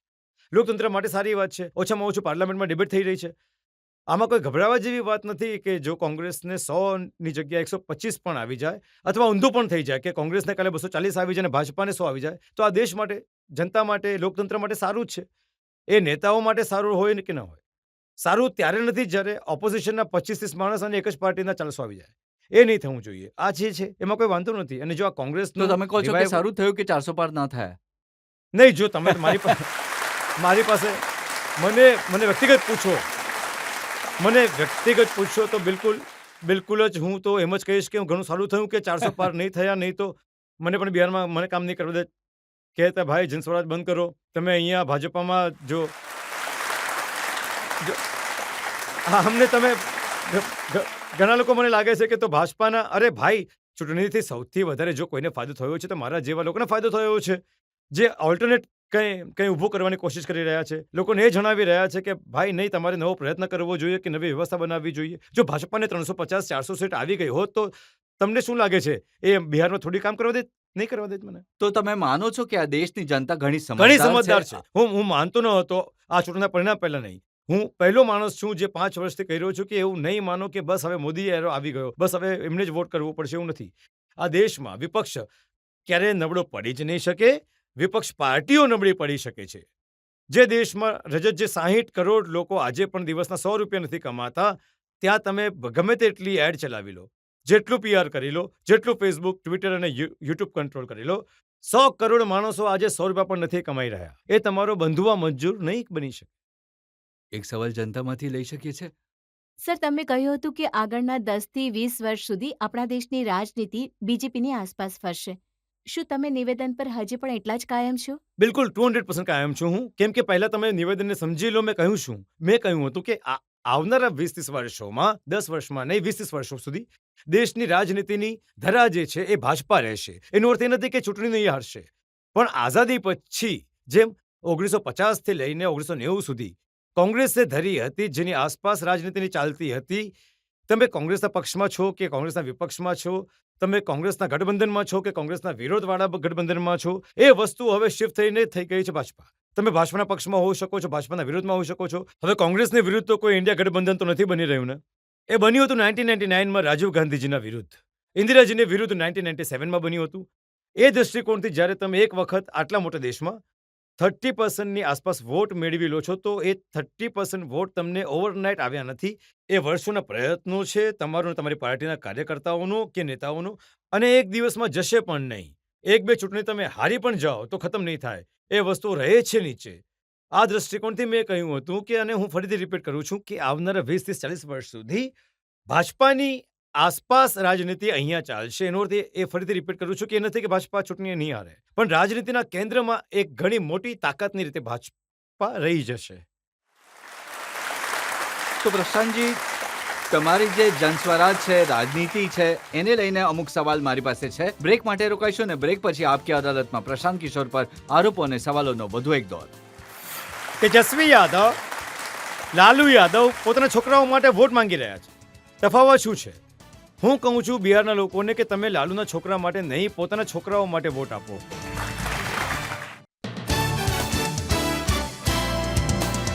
Welcome back. આપકી અદાલતમાં આજે આપણા મહેમાન છે પ્રશાંત કિશોર. પ્રશાંત કિશોર જે એક પોલિટિકલ પાર્ટી બનાવવાના છે. આપકી અદાલતમાં આગલો આરોપ. આપકી અદાલતમાં જન સ્વરાજ પાર્ટીના સૂત્રધાર પ્રશાંત કિશોર પર આરોપ છે કે તેઓ અધીરા છે. પ્રશાંતજી, તમે હંમેશા બેચેન રહો છો, બેતાબ રહો છો. 2 વર્ષની યાત્રા કરી, તમે કહો છો બિહારમાં બધી સીટો પર લડશો, તમે કહો છો કે એટલી સીટો આવશે કે ગણવી મુશ્કેલ થઈ જશે. નહીં, જુઓ, આ વાત તો ઠીક છે કે હું થોડો અધીરો છું, એ મારા સ્વભાવનો હિસ્સો છે. સ્ટેબિલિટી સ્કેર્સ મી. મને લાગે છે કે જ્યારે બધું બરાબર થઈ ગયું છે, આરામથી ચાલતું છે, તો મને સારું નથી લાગતું. હું ઈચ્છું છું કે હંમેશા કંઈ ને કંઈ થતું રહે. બસ ઉતાવળમાં રહો છો. થોડી ઉતાવળમાં પણ છું. ઉંમર 45-46 થઈ ગઈ છે, તો એટલો સમય નથી બચ્યું કે કંઈ મોટું કરી લઉં. એ હિસાબે થોડો અધીરો છું એવું કહી શકો છો. પરંતુ હું જે કામ કરી રહ્યો છું એને બહુ જ સ્થિરતાથી કરી રહ્યો છું. જો રાહુલજીએ એમની એક પદયાત્રા કરી દેશની, 6 મહિનામાં આખો દેશ ચાલી ગયા. આખું કાશ્મીર, એમને કન્યાકુમારીથી શરૂ કરીને આખું કાશ્મીર સુધી પગપાળા ચાલતા ગયા હતા 6 મહિનામાં. હું એક દિવસ પણ બ્રેક નથી લેતો. જો દિલ્હી આવ્યો હોઉં તો 1-2 દિવસ માટે લોકસભામાં યાત્રાની ઇલેક્શન કમિશને રોકી લીધી હતી એટલે હું દિલ્હીમાં હતો. નહીં તો હું બ્રેક નથી લેતો. બિહારમાં જ રહું છું, એ જ ગામમાં સેવા છું. તેમ છતાં ગયા 2 વર્ષમાં ફક્ત 18 જિલ્લાઓ જ બિહારના ચાલી શક્યો છું. પગપાળા કરતાં 60% ચાલી શક્યો છું. એ નજરિયાથી તો હું ખૂબ જ ધીમે ચાલવાવાળો વ્યક્તિ છું. પરંતુ એ જરૂરી છે કે જ્યારે આને બનાવી રહ્યા છે આટલી મહેનત કરતાં તો આખું પીસ મિલમાં નથી બનાવી રહ્યા, કંઈક વિચારીને બનાવી રહ્યા છે કે બિહારમાં વ્યવસ્થા બદલવાની છે અને જો બદલવું જ છે તો આખા ચૂંટણીમાં લડવી પડશે. હવે જો સ્પર્ધા કોની સાથે છે? તેજસ્વી યાદવ 12 વર્ષથી રાજનીતિમાં છે, 40 મહિના મિનિસ્ટર રહી ચૂક્યા છે, આટલો અનુભવ છે એમની પાસે. તમારી પાસે શું છે? 2 વર્ષની યાત્રા? નહીં, બરાબર વાત છે. તેજસ્વી યાદવ જો- જો- જો- જુઓ, પહેલી વાત તો હું તમને એ જણાવી દઉં કે અમારો મુકાબલો કોઈ તેજસ્વી યાદવ સાથે છે નહીં. જન સ્વરાજનો મુકાબલો જ્યારે પણ આ દળ બનશે, ચૂંટણી થશે તો જોઈ લેજો. મુકાબલો તો અમારી એનડીએ સાથે જ થશે. ભાજપા અને નીતિશની પાર્ટી સાથે થશે. કેમ કે લોકસભાની ચૂંટણીમાં પણ 176 વિધાનસભામાં ક્ષેત્રમાં પણ એનડીએ આગળ છે. એટલે કે જે તેજસ્વી યાદવની, લાલુ યાદવજીની પાર્ટી છે, ઇન્ડિયા ગઠબંધનને તો 60 સીટો પર જ હતા, 176 પર એનડીએ છે. તો અમે લોકો અમારી જાતને માની લઈએ છીએ કે અમારો મુકાબલો એનડીએ સાથે છે. જ્યાં સુધી વ્યક્તિગત રીતે તેજસ્વી યાદવની છે તો પછી એમનો જે પણ અનુભવ હોય, મારા માટે તો આટલી ઓળખ છે કે લાલુ યાદવનો દીકરો છે એટલે એ આરજેડીના નેતા છે અને બિહારના નેતા ક્યારેય એ બન્યા નહીં. જનતાને વોટ મળ્યું નહીં અને વ્યક્તિના નજરથી એમને એવું કોઈ કામ કર્યું નથી કે બિહારના હોવાને કારણે હું તેજસ્વી યાદવને ઘણું નોટિસ કરું છું કે હું એ વાતનું અધ્યયન કરું કે નહીં, આ માણસ માટે મારે જાણવું સમજવું જોઈએ. જે લેખન વાંચન કર્યું છે તે તો જો 9માં જ. તમે શું સમજી રહ્યા છો? પપ્પા મુખ્યમંત્રી રહ્યા હતા, મમ્મી મુખ્યમંત્રી રહ્યા હતા, બેન રાજ્યસભામાં છે, બે મામા પાર્લામેન્ટના મેમ્બર રહી ચૂક્યા છે, નાના ભાઈ સરકારમાં મંત્રી રહી ચૂક્યા છે. બરાબર વાત છે. આ તો એક પ્રકારે જવાબદારી છે. મારી સમજ પ્રમાણે આ તો એકની જવાબદારી છે. કેમ કે બિહારમાં આજે જે સ્થિતિ છે, જો એમના મમ્મી પપ્પાના મુખ્યમંત્રી રહી ચૂક્યા છતાં બિહાર આજે દેશનો સૌથી ગરીબ અને પછાત રાજ્ય છે, તો આ તો એમના ખાતામાં જ જશે ને. એમના પક્ષની તો આ વાત છે નહીં. જો એમના પરિવારના 5-7 લોકો રાજનીતિમાં છે, જેમનું કોઈ ક્વોલિફિકેશન નથી, ફક્ત એવું હોય કે લાલુજીના છોકરાઓ છે, તો આ એમના વિરુદ્ધ જાય છે. બિહારમાં ફક્ત આમની વાત નથી. હું તો તમને એક આંકડો આપું છું. મેં જન સ્વરાજ માટે મારા અભિયાન દરમિયાન એક અધ્યયન કરાવ્યું જેમાં પાછલા 30 વર્ષમાં જેટલા સાંસદ અને વિધાયક બન્યા છે, પછી કોઈ પણ પાર્ટીના હોય, કોંગ્રેસના હોય, આરજેડીના હોય, જેડીયુના હોય, ભાજપાના હોય, બધાની સૂચિ મેં બનાવડાવી તો ખબર પડી કે 1250 પરિવારના લોકો જ બિહારમાં પાછલા 30 વર્ષમાં સાંસદ વિધાયક બન્યા. તમે જરા અનુમાન કરો, 13 કરોડની વસ્તી ધરાવે છે બિહારમાં, જ્યાં 3.5 કરોડ પરિવાર રહે છે. ફક્ત 1250 પરિવારના લોકો જ વિધાયક સાંસદ બની રહ્યા છે અને એમણે એક પ્રકારનો કબજો કરી રાખ્યો છે. અત્યારે જ્યારે 1990માં પણ બિહાર સૌથી પછાત અને ગરીબ રાજ્ય હતું, 2005માં જ્યારે નીતિશજી મુખ્યમંત્રી બન્યા ત્યારે પણ બિહાર દેશમાં સૌથી ગરીબ અને પછાત રાજ્ય હતું અને આજે પણ દેશનો સૌથી ગરીબ અને પછાત રાજ્ય બિહાર જ છે. અને આ જ 1200 પરિવારનો દાવો છે કે અમે જ રહીશું, અમે જ ચલાવીશું, કોઈ બીજો આવી નહીં શકે. તો આ પડકાર, આ વિચારને પડકાર આપવાનું નામ છે જનસ્વરાજ. તમે કહો છો એમની સાથે સ્પર્ધા નથી. એમને તો યુવાઓને કીધું કે 10 લાખ નોકરીઓ આપીશું. આખા બિહારમાં પટ્ટાવાળાથી લઈને મુખ્ય સચિવ સુધી જે લોકો સરકારી નોકરીમાં છે એમનું ટોટલ સંખ્યા છે 23 લાખ.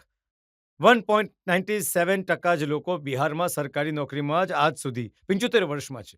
અને તમે કહી રહ્યા છો કે અમે 10 લાખ એક દિવસમાં આપી દઈશું. કેવી રીતે સંભવ છે? અને માની લો કે 10 લાખ તમે આપી પણ દીધું, માની લો એક વાતને, તે 23 લાખમાં 10% વધારે તો 3% થઈ ગયા, 97%. 97% બિહારનું તો આમે કંઈ નથી થવાનું. 40% લોકો તો બિહારમાં ભૂમિહીન છે, એમના માટે શું કરી રહ્યા છો? જો તમે પ્રાઇવેટ સેક્ટરને પણ જોડી લો તો પણ 2/3 લોકો તો એમાં જ આવતા નથી ને. તો સરકારી નોકરીમાં આવે છે, ના તો પ્રાઇવેટ નોકરીમાં. એમને તો તમારે કંઈક ભૂમિ સુધાર કર્યું જ નહીં. તમે છોકરાઓને ભણવાની વ્યવસ્થા કરી નહીં, તમે લોકોની રોજીરોટી માટે કેપિટલ પૂંજીની વ્યવસ્થા કરી નહીં. આ ફક્ત સરકારી નોકરીઓ સાથે આપી દઈશું, અમે રાજા છીએ, 10 લોકોને નોકરી આપી દઈશું, એનાથી જનતા વોટ આપશે, તો મૂર્ખ બનાવવાની વાત છે. આ તમે જણાવો, 75 વર્ષમાં 23 લાખ નોકરી અને આ કહે છે કે અમે 75 દિવસમાં આપી દઈશું 10 લાખ. એકદમ ખોટી વાત કરી છે. તમે 9મું ફેલ કેમ કહો છો? ભાઈ રજતજી, તમે પત્રકાર, તમે જ કહો. પત્રકાર છો તમે, હું તમને શું કહું? વકીલ કહીશ. તમે પત્રકાર છો, હું તમને પત્રકાર કહીશ. તેજસ્વી યાદવનું 9મી ફેલ છે તો 9મી ફેલ કહીશ. ભાઈ હવે હવે હવે એવું જીવનમાં ભણવાની તો કોઈ ઉંમર છે નહીં. હમણાં પાસ થઈ જાય, 10મી પાસ થઈ જાય, હું એમને 10મી પાસ કહેવા જો લાગીશ. આટલા લોકો છે જે અરે હું જે ભણ્યા નહોતા પણ સારા, જેમ કે કામરાજ હતા, હા બિલકુલ ભણેલા ગણેલા નહોતા, પણ એમણે કોંગ્રેસની અધ્યક્ષતા ચલાવી, ઇન્દિરા ગાંધીને પ્રાઇમ મિનિસ્ટર બનાવ્યા. જો મારી વાત તમે જમીન પર સાંભળો, હું એમ નથી માનતો કે ભણતર થવાથી જ લોકો સમજદાર બને છે, હું એવું નથી માનતો. પણ ઘણી વાર એવું થાય છે કે તમારી આર્થિક સામાજિક સ્થિતિ જે એવી હોય છે કે તમે ભણી નથી શકતા, કે તમને ભણવાની સુવિધા નથી મળતી. પણ જેમ કે તમે પોતે કહી રહ્યા હતા, જેનાથી પિતાજી મુખ્યમંત્રી, માતાજી મુખ્યમંત્રી, એ વ્યક્તિ 9th ક્લાસ પાસ નહીં કરે એ બતાવે છે. ખાલી એટલું જ નથી બતાવતું કે ભણવામાં સારા નથી કે ખરાબ છે, એ બતાવે છે કે શિક્ષાને લઈને એમના મનમાં શું વિચાર છે, શિક્ષણનું મહત્વ કેટલું એમના મનમાં છે. તમે એ જણાવો કે બિહારનો એક સાધારણ છોકરો, બિહારની શું ઓળખ છે? ઘણું ગરીબ રાજ્ય છે, લોકો મજૂરી કરવા આવે છે, અને જે છોકરા ભણેલા ગણેલા છે, 3 વર્ષ, 4 વર્ષ, 5 વર્ષ, 10 વર્ષ લોકો નાના રૂપમાં ચોકી પર પીઠ સીધી કરીને અડધું પેટ ખાઈને ભણે છે કે હું નોકરી કરી શકીશ, કંઈક બની જઈશ. ક્લર્ક બનવા માટે, પટ્ટાવાળો બનવા માટે, સિપાહી બનવા માટે તમને 3, 4 વર્ષ, 5 વર્ષ મહેનત કરવી પડે છે. અને તમે 9મી પણ પાસ નથી અને તમે કહો છો કે અમે બિહારના રાજા બનીશું? કઈ રીતે માની લેવામાં આવે યાર? કઈ રીતે માની લઈશું? અને હું બિહારનો હોવાનો નાતે કેમ નહીં આનો વિરોધ કરીશ? હું મારી વાત અહીંયા તમારી દર્શકની લાઈનોમાં ખાલી બિહારના જે લોકો છે તે હાથ ઉઠાવે. કેટલા લોકો છે જે 9મી ફેલને પોતાના નેતા માનવા ઈચ્છે છે? હું તો રોજગારમાં ચલાવી રહ્યો છું. હું તો લોકોને એમ જ કહી રહ્યો છું ભાઈ. આજકાલ એ તમારા વિશે કોમેન્ટ કરવા લાગ્યા છે. એમણે કહ્યું કે આ પ્રશાંત કિશોર વધારે ભણેલા ગણેલા છે, આ અહીંયાનો ડેટા ત્યાં કરે છે, ત્યાંનો ડેટા અહીંયા કરે ચલો છે. માની તો રહ્યા છે કે વધારે ભણેલા ગણેલા છે. ભાઈ પહેલા તો એ કહી રહ્યા હતા કે આ કોણ છે પ્રશાંત કિશોર? હવે માની રહ્યા છે કે ભણેલા ગણેલા માણસ છે, ચોરી બદમાશી નથી કરતા, બાલુ માફિયા નથી, પશુપાલન ઘોટાળામાં જેલમાં નથી ગયા, ચારો ચોરી નથી કર્યો. પોતાની બુદ્ધિથી, પોતાના પ્રયાસોથી, મારા મા બાપ કોઈ મુખ્યમંત્રી, પ્રધાનમંત્રી છે નહીં. હું બિહારના સરકારી વિદ્યાલયમાં ભણ્યો છું, કોથળા પર બેસીને વિદ્યાલયમાં ભણ્યો છું. ત્યાંથી ઊભો થઈને ભણતરના જોરે હું જ્યાં પણ પહોંચ્યો છું. દેશમાં જે મોટા પોતાને સૂરમાં સમજે છે, એમને તકલીફ થાય છે, તો થોડું ઘણું મારા વિશે સમજતા હશે, ત્યારે જ મારી સલાહ લે છે ને. એ તો બધી સરસ્વતીની કૃપા છે. તો અમે લોકો સરસ્વતીના ઉપાસક છે, અને એ માણસ જેને સરસ્વતીને કોઈ લેવા દેવા નથી, તો અમારું એમની સાથે કોઈ લેવા દેવા નહીં હોઈ શકે. આ લોકો તો જેના તમે કહી રહ્યા છો તેજસ્વી યાદવ, ભાઈ મારી એક્સિસ્ટન્સીસ જે સરસ્વતી છે. મારી પાસે બીજું કાંઈ નથી. ના મારી જાતિ છે, ના મારી પાસે પૈસા છે, ના મારી પાસે પરિવાર છે, ના નામ છે. મારી પાસે માત્ર બુદ્ધિ છે, અને એમની પાસે બધું છે, માત્ર બુદ્ધિ નથી. પ્રશાંતજી એ એમ કહે છે કે આ બિહારમાં આવી ગયા છે, આ એર કન્ડિશન ટેન્ટમાં રહે છે, એમનો કારવાં ચાલે છે, એ લાઇટ બાઇટ પણ સારી લગાડેલી છે, પણ બિહારમાં આનાથી કંઈ નથી થવાનું. હવે એમને બિહારની વધારે સમજ છે. મતલબ તેજસ્વી યાદવને હું થોડું ઘણું નાની મોટી ચુનૌતી આપતો રહું છું. વિધાનસભામાં ઊભા થયા તો સજ્જને કહ્યું કે ત્યારે એમણે નીતિશજી સાથે મહાગઠબંધન બનાવીને એ મુખ્યમંત્રી બની ગયા હતા. ઊભા થઈને આ માણસે કહ્યું વિધાનસભામાં કે સમાજવાદ તો અમારા પૂર્વજોનો વારસો છે, અમે એમ જ થોડી છોડી દઈશું, રાજ તો અમે જ લોકો કરીશું. તો મેં હમણાં 2 દિવસ પહેલા કહ્યું કે ભાઈ તારો વારસો ક્યાંથી થઈ ગયો? તો તમે તો સમાજવાદીની વ્યાખ્યા પણ નથી આવડતી. માની લો પહેલાથી જ નથી, હવે ટ્યુશન રાખી લો, 10 દિવસ ટ્યુશન કરી લો, અને આવીને કેમેરા પર સમાજવાદની વ્યાખ્યા કહી દો. એટલે હું આ તમારા કેમેરાથી પણ કહી રહ્યો છું તમારી રીતે. 10 દિવસ, 15 દિવસ, 1 મહિનો ટ્યુશન લઈ લો, તમારા બધા સલાહકારો પાસેથી વાતચીત કરી લો, તૈયારી કરી લો, અને એના પછી સમાજવાદ, સોશિયલિઝમ પર 5 મિનિટ કેમેરા પર બોલીને બતાવી દો. કઈ રીતે સમાજવાદ તમારો કઈ રીતે થઈ ગયો ભાઈ? સમાજવાદ તો લોહિયાજીનો છે, સમાજવાદ જયપ્રકાશજીનો છે, સમાજવાદ મધુલિયમનો છે, સમાજવાદ જ્યોર્જ ફર્નાન્ડિસનો છે. આમનો સમાજવાદ ક્યારથી થઈ ગયો? જેને સમાજવાદની વ્યાખ્યા પણ નથી આવડતી કહે છે કે અમારો સમાજવાદ નેતા છે. હવે એ સમજશે સમાજવાદને. હવે એ આભાર યાત્રા પર જઈ રહ્યા છે બિહારમાં. જુઓ, જન સ્વરાજની તો આજ સૌથી મોટી સફળતા છે કે જે લોકો ચૂંટણી પહેલા માત્ર જાતિ અને એટલે કે ભાજપનો ડર બતાવીને વોટ લેવા વાળા હવે ઓછામાં ઓછું ઘરેથી નીકળી યાત્રા પર તો નીકળી રહ્યા છે. નીકળવા દો. અને યાત્રામાં અમુક શરતો રાખી. એમણે કહ્યું કે આ જે લીલું કપડું બાંધે છે આરજેડીના કાર્યકર્તા, એ કપડું નહીં બાંધે, લીલી ટોપી પહેરશે. કપડું બાંધવાનું એમણે પોતાનું એક બનાવ્યું હતું. લોકોએ પણ કહ્યું કે આ જ રીતે કામ કરી શકે છે. ઊભા થવાનું, કપડું બાંધવાનું, લોકોને ડરાવવાથી આનાથી બિહાર સુધરી જ નહીં શકે. અને બિહારના જે યુવા લોકો છે આવી વસ્તુઓને બિલકુલ જ નકારી રહ્યા છે. તમે 30 વર્ષથી તમે અને તમારા પિતાજી અને નીતિશજીએ શાસન ચલાવ્યું. બિહારની જે દુર્દશા છે એ અમે જોઈ રહ્યા છે. અને તેજસ્વી યાદવથી મતલબ નથી. અમે કોઈના વિરોધમાં નથી. હું ના તો તેજસ્વી યાદવના વિરોધમાં છું, ને હું ભાજપા અને નીતિશજીના વિરોધમાં છું. હું બિહારના પક્ષમાં છું. બિહાર બદલાવવું જોઈએ, હું એ કહી રહ્યો છું. ભલે જે બદલાય. અને રજતજી, મેં એ પણ કહ્યું છે કે ભાઈ હું તો નેતા છું જ નહીં. તમે મારી ઓળખ દેશમાં શું છે? આ પાર્ટીઓની મદદ કરે છે અને આ માણસ ચૂંટણી જીતાડે છે. તો હું બિહારની જનતાને એ કહી રહ્યો છું કે તમે પાર્ટી બનાવો, હું તમારી મદદ કરીશ. જ્યારે બીજાને જીતાડું તમને પણ જીતાડી દઈશું. જો આરજેડીના અધ્યક્ષ જગદાનંદ સિંહજી છે, એમણે એક પત્ર લખ્યો પોતાના કાર્યકર્તાઓને અને કહ્યું કે આ પ્રશાંત કિશોરના જનસ્વરાજમાં નહીં જાઓ. એ બીજેપી દ્વારા પોષિત છે. આ બીજેપીની બી ટીમ છે. જુઓ, પાછી એ જ વાત. હમણાં સુધી તો એમ કહી રહ્યા હતા કે ભાઈ આ કોણ છે પ્રશાંત કિશોર? આ તો ડેટા બેટા અહીંયા ત્યાં કરે છે. આ કેટલા દિવસ ચાલશે? આ બિઝનેસમેન છે. અને જનસ્વરાજ તો નથી કહેતો કે જનસ્વરાજ ભાઈ અને મિત્રોને તમે છોડીને આરજેડીમાં નહીં જાઓ. એ રોજ ચિત્ર કાઢી રહ્યા છે.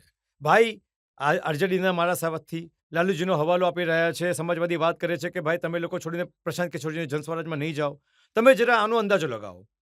એ પોતાને મજબૂત દળ કહેવાવાળા લોકો. જનસ્વરાજ હજી દળ નથી. જનસ્વરાજ દળ બનશે 2 ઓક્ટોબરે. જે રૂલિંગ પાર્ટી જે છે જેડીયુ અને ભાજપા અને આરજેડી, ત્યાં પ્રિન્સિપલ ઓપોઝિશન છે. આમના દળના લોકો હજારોની સંખ્યામાં છોડીને જનસ્વરાજ જોઈન કરી રહ્યા છે. તો હજી પણ દળ નથી. દળ હજી છે નહીં. આજ સુધી તમે ક્યારે દેશના ઇતિહાસમાં એવું જોયું જ નહીં હોય કે ભાજપા તો રૂલિંગ લોકો તો રાજનીતિ કાર્યકર્તા રૂલિંગ પાર્ટી સાથે રહેશે. રૂલિંગ પાર્ટી છોડશે, ઓપોઝિશન વાળા સાથે રહેશે. બંનેને છોડીને તમે જે ચિઠ્ઠી હવાલો આપો છો એ સેંકડોની સંખ્યામાં આ પાર્ટીથી લોકો છોડીને જનસ્વરાજમાં આવી રહ્યા છે. અને એટલે નથી આવી રહ્યા કે જનસ્વરાજ એમને કંઈ આપી રહ્યું છે. એ એટલે આવી રહ્યા છે કે એમનાથી પહેલા 2 વર્ષમાં 1 કરોડ બિહારની જનતા જનસ્વરાજને મળીને બનાવી રહી છે. તો એમથી લાગી રહ્યું છે કે જો અમને પોતાની નેતાગીરી ચલાવી છે, બચાવી છે, તો જનસ્વરાજમાં આવવું જ પડશે. બધા હેરાન છે. જેડીયુની સરકારમાં જે અલ્પસંખ્યક મંત્રી છે જવા ખાન, એમણે કહ્યું કે પ્રશાંત કિશોર આ રીતની વાતો એટલે કરે છે કેમ કે એમને સત્તામાં આવવાની ઉતાવળ છે. ચાલો, એ માની તો રહ્યા છે કે આ વાતથી કે સત્તામાં આવી શકે છે. મહાન. હવે એ લોકોને પણ કોણ સલાહ આપે છે? આ લોકોને જુઓ, એમની સમજ એ તો પોતે જ મને મોટા બનાવી રહ્યા છે. એ કહી રહ્યો છે કે આમના દળમાં નહીં જાઓ અને સાથે કહી રહ્યા છે કે આ કંઈ પણ છે નહીં. તો ભાઈ જ્યારે કંઈ છે જ નહીં તો શું કામ ગભરાઈ રહ્યા છો? બેસો આરામથી. જો એમની હાલત શું છે, સાપ છે છુંદરની જેમ છે. જો એ મારા વિરુદ્ધ બોલે છે, જો મારા વિરુદ્ધ બોલશે, જનસ્વરાજના વિરુદ્ધ બોલશે, તો લોકો કહેશે કે અરે આ તો કાલે છોકરો આવ્યો છે, હમણાં કાલનું જનસ્વરાજ આટલા મોટા દળનો નેતા, કેમ આને નોટિસ કરી રહ્યા છો? અને જો એ મારા વિરુદ્ધ નથી બોલતા તો એમના દરથી બધા લોકો ભાગતા જ જઈ રહ્યા છે જનસ્વરાજમાં. હવે એમને સમજાતું નથી કે હવે અમે કરીએ તો શું કરીએ. તો ક્યારેક પત્ર કાઢી રહ્યા છે, તો ક્યારેક પોતાની બહેનથી ગાળો અપાવે છે, તો ક્યારેક પોતાના પ્રવક્તાઓથી ગાળો અપાવે છે. કોઈ ફરક નથી પડતો. તો એ વાત સાચી કે તમે ઉતાવળમાં છો બિહારના મુખ્યમંત્રી બનવા માટે? ના, બિલકુલ નહીં. હું ઉતાવળમાં છું કે બિહારમાં એક એવી સરકાર બને જે આવનારા 10 વર્ષમાં બિહારને દેશના સૌથી ગરીબ અને પછાત રાજ્યથી કાઢીને દેશના 10 અગ્રણી રાજ્યોમાં સામેલ કરાવે. મેં આ ઘોષણા કરી છે. મેં આ ઘોષણા કરી છે અને હું તમારા કેમેરા પર ત્રીજી વાર રિપીટ કરું છું. મેં 2 વર્ષમાં ગામે ગામ પગે ચાલીને કહ્યું છે કે આ દળનો ના તો હું નેતા છું, ના બનીશ. લોકો કહે છે કે અરે હમણાં તો કહે છે બનશે આજ. હવે તમે જોજો 2 ઓક્ટોબરે દળ બનશે. એમાં જો પ્રશાંત કિશોર નેતા બની જાય તો તમે મને અહીંયા ઊંધો લટકાવી દેજો. નહીં બનશે. 2 તારીખ પછી પણ પ્રશાંત કિશોર ગામમાં પગપાળા જ ચાલતો હશે. કારણ કે મેં આ સંકલ્પ લીધો છે. લોકો એ કહી રહ્યા છે કે કેટલો પણ પ્રયત્ન કરી લો, બિહારની જનતા નહીં સુધરે, એ જાતિથી નહીં નીકળે. તો મારો સંકલ્પ, મારા પ્રયત્ન જનતાની સાથે છે કે ભલે 3 વર્ષ પગપાળા ચાલવું પડે કે 10 વર્ષ, જ્યાં સુધી બિહારની જનતાને સમજાવીને એક સારી વ્યવસ્થા બનાવવા માટે તૈયાર નહીં કરી લઈએ, ત્યાં સુધી પ્રશાંત કિશોર પાછળ નહીં હટશે. તમે એ માનીને ચાલો કે હું એકદમ આને માટે સંકલ્પિત છું, એકદમ પાછળ નહીં હટું. અને નિશ્ચિત રીતે બિહારની જનતાને આ વાત સમજમાં આવી રહી છે. મેં જો 2 વર્ષમાં ક્યારે એક પણ કહ્યું હોય કે કોને વોટ આપવાનો છે, હું એ પણ નથી કહેતો કે કોને વોટ આપવાનો છે. હું આખા જન સ્વરાજ અભિયાનમાં બસ એટલું જ કહી રહ્યો છું કે 1 મિનિટ તમારો સમય લઈશ કે ભાઈ, તમે જે કોઈને આજ સુધી વોટ આપ્યા છે, તમે આજે વોટ આપ્યા એ તમને થોડુંક ઓછું મળ્યું. જો તમે મોદીને મંદિર માટે વોટ આપ્યો છે, મંદિર બન્યું. જો તમે મોદીને 5 કિલો અનાજ માટે વોટ કર્યો છે, તો બિહારમાં જેટલો પણ ભ્રષ્ટાચાર છે, 4 કિલો અનાજ મળી રહ્યું છે. જો તમે નીતિશજીને વીજળી માટે વોટ કર્યો, વીજળી બિહારમાં આવી ગઈ. જો તમે લાલુજીને પછાત વર્ગના અવાજ અને સન્માન માટે વોટ આપ્યો છે, તો પછાત વર્ગના અનાજ સન્માન મળી ગયું. પણ આખા બિહારમાં એક જ વસ્તુ લોકોએ પોતાના બાળકોના ભણતર અને રોજગાર માટે કોઈને વોટ નથી આપ્યો. તો હું જન સ્વરાજ હેઠળ એટલું જ કહી રહ્યો છું, જેને વોટ આપવો હોય આપો, પણ વોટ ભણતર અને રોજગાર માટે આપો, પોતાના બાળકો માટે આપો, નેતાઓના બાળકો માટે નહીં આપો, મંદિર મસ્જિદ માટે નહીં આપો, જાતિ માટે નહીં આપો. તમે મારી, હું અહીંયા જેટલા લોકો બેઠેલા છે, હું તમને એક કહેવા ઈચ્છું છું કે તમને પડકાર પણ આપું છું. 2 વર્ષમાં જો પ્રશાંત કિશોરે પોતાના મોઢાથી એક વાર પણ કહ્યું હોય કે જન સ્વરાજ ને વોટ આપો કે પ્રશાંત કિશોર ભરોસો કરો, હું તો ગામે ગામ જઈને એક જ કહું છું, જો પ્રશાંત કિશોર પણ આવશે તો તમારી દશા નહીં સુધરશે. એ ત્યારે સુધરશે જ્યારે તમે તમારા બાળકો માટે વોટ આપશો. સિમ્પલ વાત છે. તેજસ્વી યાદવ, લાલુ યાદવ પોતાના દીકરા માટે વોટ માંગી રહ્યા છે. ફરક શું છે? લાલુ યાદવ પોતાના દીકરા માટે વોટ માંગી રહ્યા છે. હું કહી રહ્યો છું બિહારના લોકોને કે તમે લાલુના દીકરા માટે નહીં, પોતાના બાળકો માટે વોટ આપો. એમની પીડા તો લાગશે જ લાગશે. જુઓ, મેં એક જાહેરાત કરી બિહારમાં, મેં ઘોષણા કરી બિહારમાં કે ગરીબથી ગરીબ માણસ પણ, ગરીબથી ગરીબ ઘરનો છોકરો પણ જો રાજનીતિમાં આવવા ઈચ્છે છે, તેનામાં ક્ષમતા છે, જોશ છે, મહેનત કરવા માટે તૈયાર છે, તો અને સમાજની એની સાથે ઊભો છે, તો જન સ્વરાજ પોતાને ખર્ચે એને ચૂંટણી લડાવશે. આખી એમણે બબાલ મચાવી દીધી. અરે, આ માણસ કહી રહ્યો છે કે પૈસા આપીને ચૂંટણી લડાવશે. અરે ભાઈ, આ લોકો તો એ જ છે જેના નેતાઓથી પૈસા લઈને ટિકિટ અપાય છે. હવે તમે કહો છો, હું કહી રહ્યો છું કે ગરીબમાં ગરીબ માણસ પૈસા નથી, પૈસાના કારણે જો નથી રાજનીતિ કરી શકતો, તો જન સ્વરાજ એની મદદ કરશે. એ એમને ગાળો આપી રહ્યા છે. એમને આજ તો એ વાપરી રહ્યા છે કે ભાઈ, તું રાજનીતિ કેમ કરી શકે છે? તું સક્ષમ છે પણ તારી પાસે પૈસા નથી, એટલે તું નહીં જ કરી શકે. આ કેમ કે તારી પાસે જાતિ નથી, તમારી પાસે બાહુબળ નથી. આ ત્રણેય વસ્તુ અમે ઠેકેદાર છીએ. તો જન સ્વરાજે હું કહી રહી છે કે તમે જાતિથી નહીં ડરો, પૈસાની ચિંતા નહીં કરો, ચૂંટણી લડવાના સમીકરણની ચિંતા નહીં કરો, ચિંતા પોતાના ભાઈ, પોતાના દીકરા પ્રશાંત કિશોર પર છોડો. તમે ઊભા રહો, હું તમને ચૂંટણી લડીને જીતાડીશ. જુઓ, બિહારમાં તો લોકો એમ કહે છે કે ભલે જન સ્વરાજ જીતે કે પછી આરજેડી જીતે કે પછી બીજેપી જીતે કે જેડીયુ જીતે, મુખ્યમંત્રી નીતિશ કુમાર જ બનશે. હા, અત્યાર સુધી તો આવું જ થઈ રહ્યું છે. આ હું એટલા માટે થઈ રહ્યું છે કે બિહારની જનતાએ, અહીંના લોકોએ પણ સમજાવવું જોઈએ. ઘણીવાર લોકોને લાગે છે કે લાલુજી આટલા મોટા નેતા છે બિહારના, આ જીતીને આવે છે, હારે છે. લાલુજી પોતાના દમ પર બિહારની જનતાને લાલુજીએ ફક્ત એક જ વાર ચૂંટણી જીતાડી છે. પાછલા 30 વર્ષમાં લાલુ યાદવની પાર્ટીએ પોતાના દમ પર એક જ વાર જીતી છે, 1995માં. નીતિશ કુમારને આજ સુધી બિહારની જનતાએ પૂર્ણ બહુમતી નથી આપી. આ માટે હું ફરીને કહું છું કે આજે બિહારની દુર્ગતિ છે, એને માટે નિશ્ચિત રીતે લાલુ અને નીતિશ જવાબદાર છે. પણ આને માટે જવાબદાર જો કોઈ છે તો એ કોંગ્રેસ અને ભાજપા છે. કેમ કે લાલુજી 15 વર્ષ સુધી બિહારમાં જંગલ રાજ એ માટે ચલાવી શક્યા કેમ કે કોંગ્રેસે 15-20 સાંસદોના લાલચમાં બિહાર અને બિહારના બાળકોના ભવિષ્યને ગીરવી મૂક્યો. આવું નથી કે મનમોહનસિંહ આટલા મોટા ઇકોનોમિસ્ટ છે, એમને ખબર નહીં પડ્યું કે બિહારના ઇકોનોમીની શું હાલત છે. તેમ છતાં એમણે લાલુ યાદવની પાર્ટીનું સમર્થન કર્યું, ત્યાં એમને એક સત્તામાં રાખી, એ માટે રાખી કે તે દેશમાં એમને 15-20 સાંસદ મળતા રહે. એ જ કામ આજે ભાજપા કરી રહી છે. નીતિશ કુમારના 42 વિધાયક છે. તમારા બધાની જાણ માટે હું બતાવી દઉં, 243 વિધાયકોની વિધાનસભામાં નીતિશ કુમારના ફક્ત 42 વિધાયકો છે. તેમ છતાં એ મુખ્યમંત્રી છે. કેમ છે? કેમ કે ભાજપાએ જે મોટું દળ છે એ પોતાના 80 વિધાયકો સાથે નીતિશને મુખ્યમંત્રી બનાવેલ છે. એટલે કે આખા દેશમાં ભાજપાવાળા બીજા દળોને તોડીને સરકાર બનાવી રહ્યા છે. બિહાર એક એવું રાજ્ય છે જ્યાં પોતાના વિધાયકો આપીને બીજાને બનાવી દેવું છે. કેમ બનાવ્યું છે ભાઈ? અહીં 12-15 MP અહીં આવતા રહે, દિલ્હીમાં અમારી સરકાર ચાલતી રહે. બિહાર તો છે જ મરવા માટે, બિહારના બાળકો તો છે જ મજબૂરી કરવા માટે. આ બાબતને અમે પડકાર આપી રહ્યા છીએ અમે લોકો કે ભાઈ જે બિહારને દેશના મોટા ભાગના દળ અને નેતાઓએ નહીં સુધારવા વાળું રાજ્ય માનીને છોડી દીધું છે. અરે ભાઈ બિહાર છે કંઈ નહીં થઈ છે. આ બધું આમ જ રહેવાનું. એ બિહારને સુધારવાની જવાબદારી ફક્ત અને ફક્ત ત્યાંના લોકોની જ ઉપાડી છે. અને જન સ્વરાજ એ વ્યવસ્થા છે જ્યાં લોકોને હિંમત આપી રહી છે. ત્યાંના લોકોને એ બતાવી રહ્યું છે કે તમે કરી શકો છો. હું કામ એ જ કરી રહ્યો છું રજતજી, જે હું પહેલા કરતો હતો. આ તમે લોકો ખોટું બતાવી રહ્યા છો કે હું કોઈને નેતા બની ગયો. પહેલા હું શું કરી રહ્યો હતો? હું દળને, નેતાઓને બતાવી રહ્યો હતો કે સંગઠન કેવી રીતે બનાવો, ચૂંટણી કેવી રીતે લડો, તમારા શબ્દોમાં ડેટાની કેવી રીતે ઉપયોગ કરવો જોઈએ, કયા માણસને પ્રત્યાશી બનાવવું જોઈએ, કયા મુદ્દાને એજન્ડા બનાવવું. કામ હું આજે પણ એ જ કરી રહ્યો છું.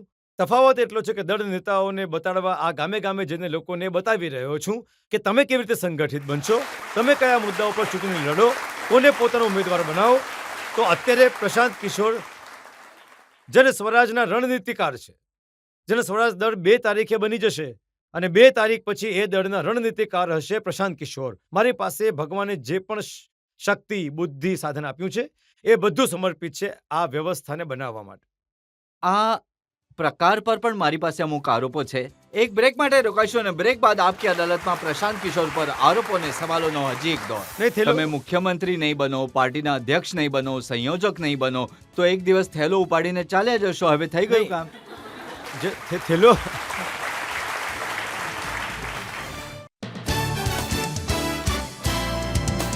Welcome back. આપકી અદાલતમાં આજે આપણે કેસ ચલાવી રહ્યા છીએ પ્રશાંત કિશોર પર. આપકી અદાલતમાં આગલો આરોપ.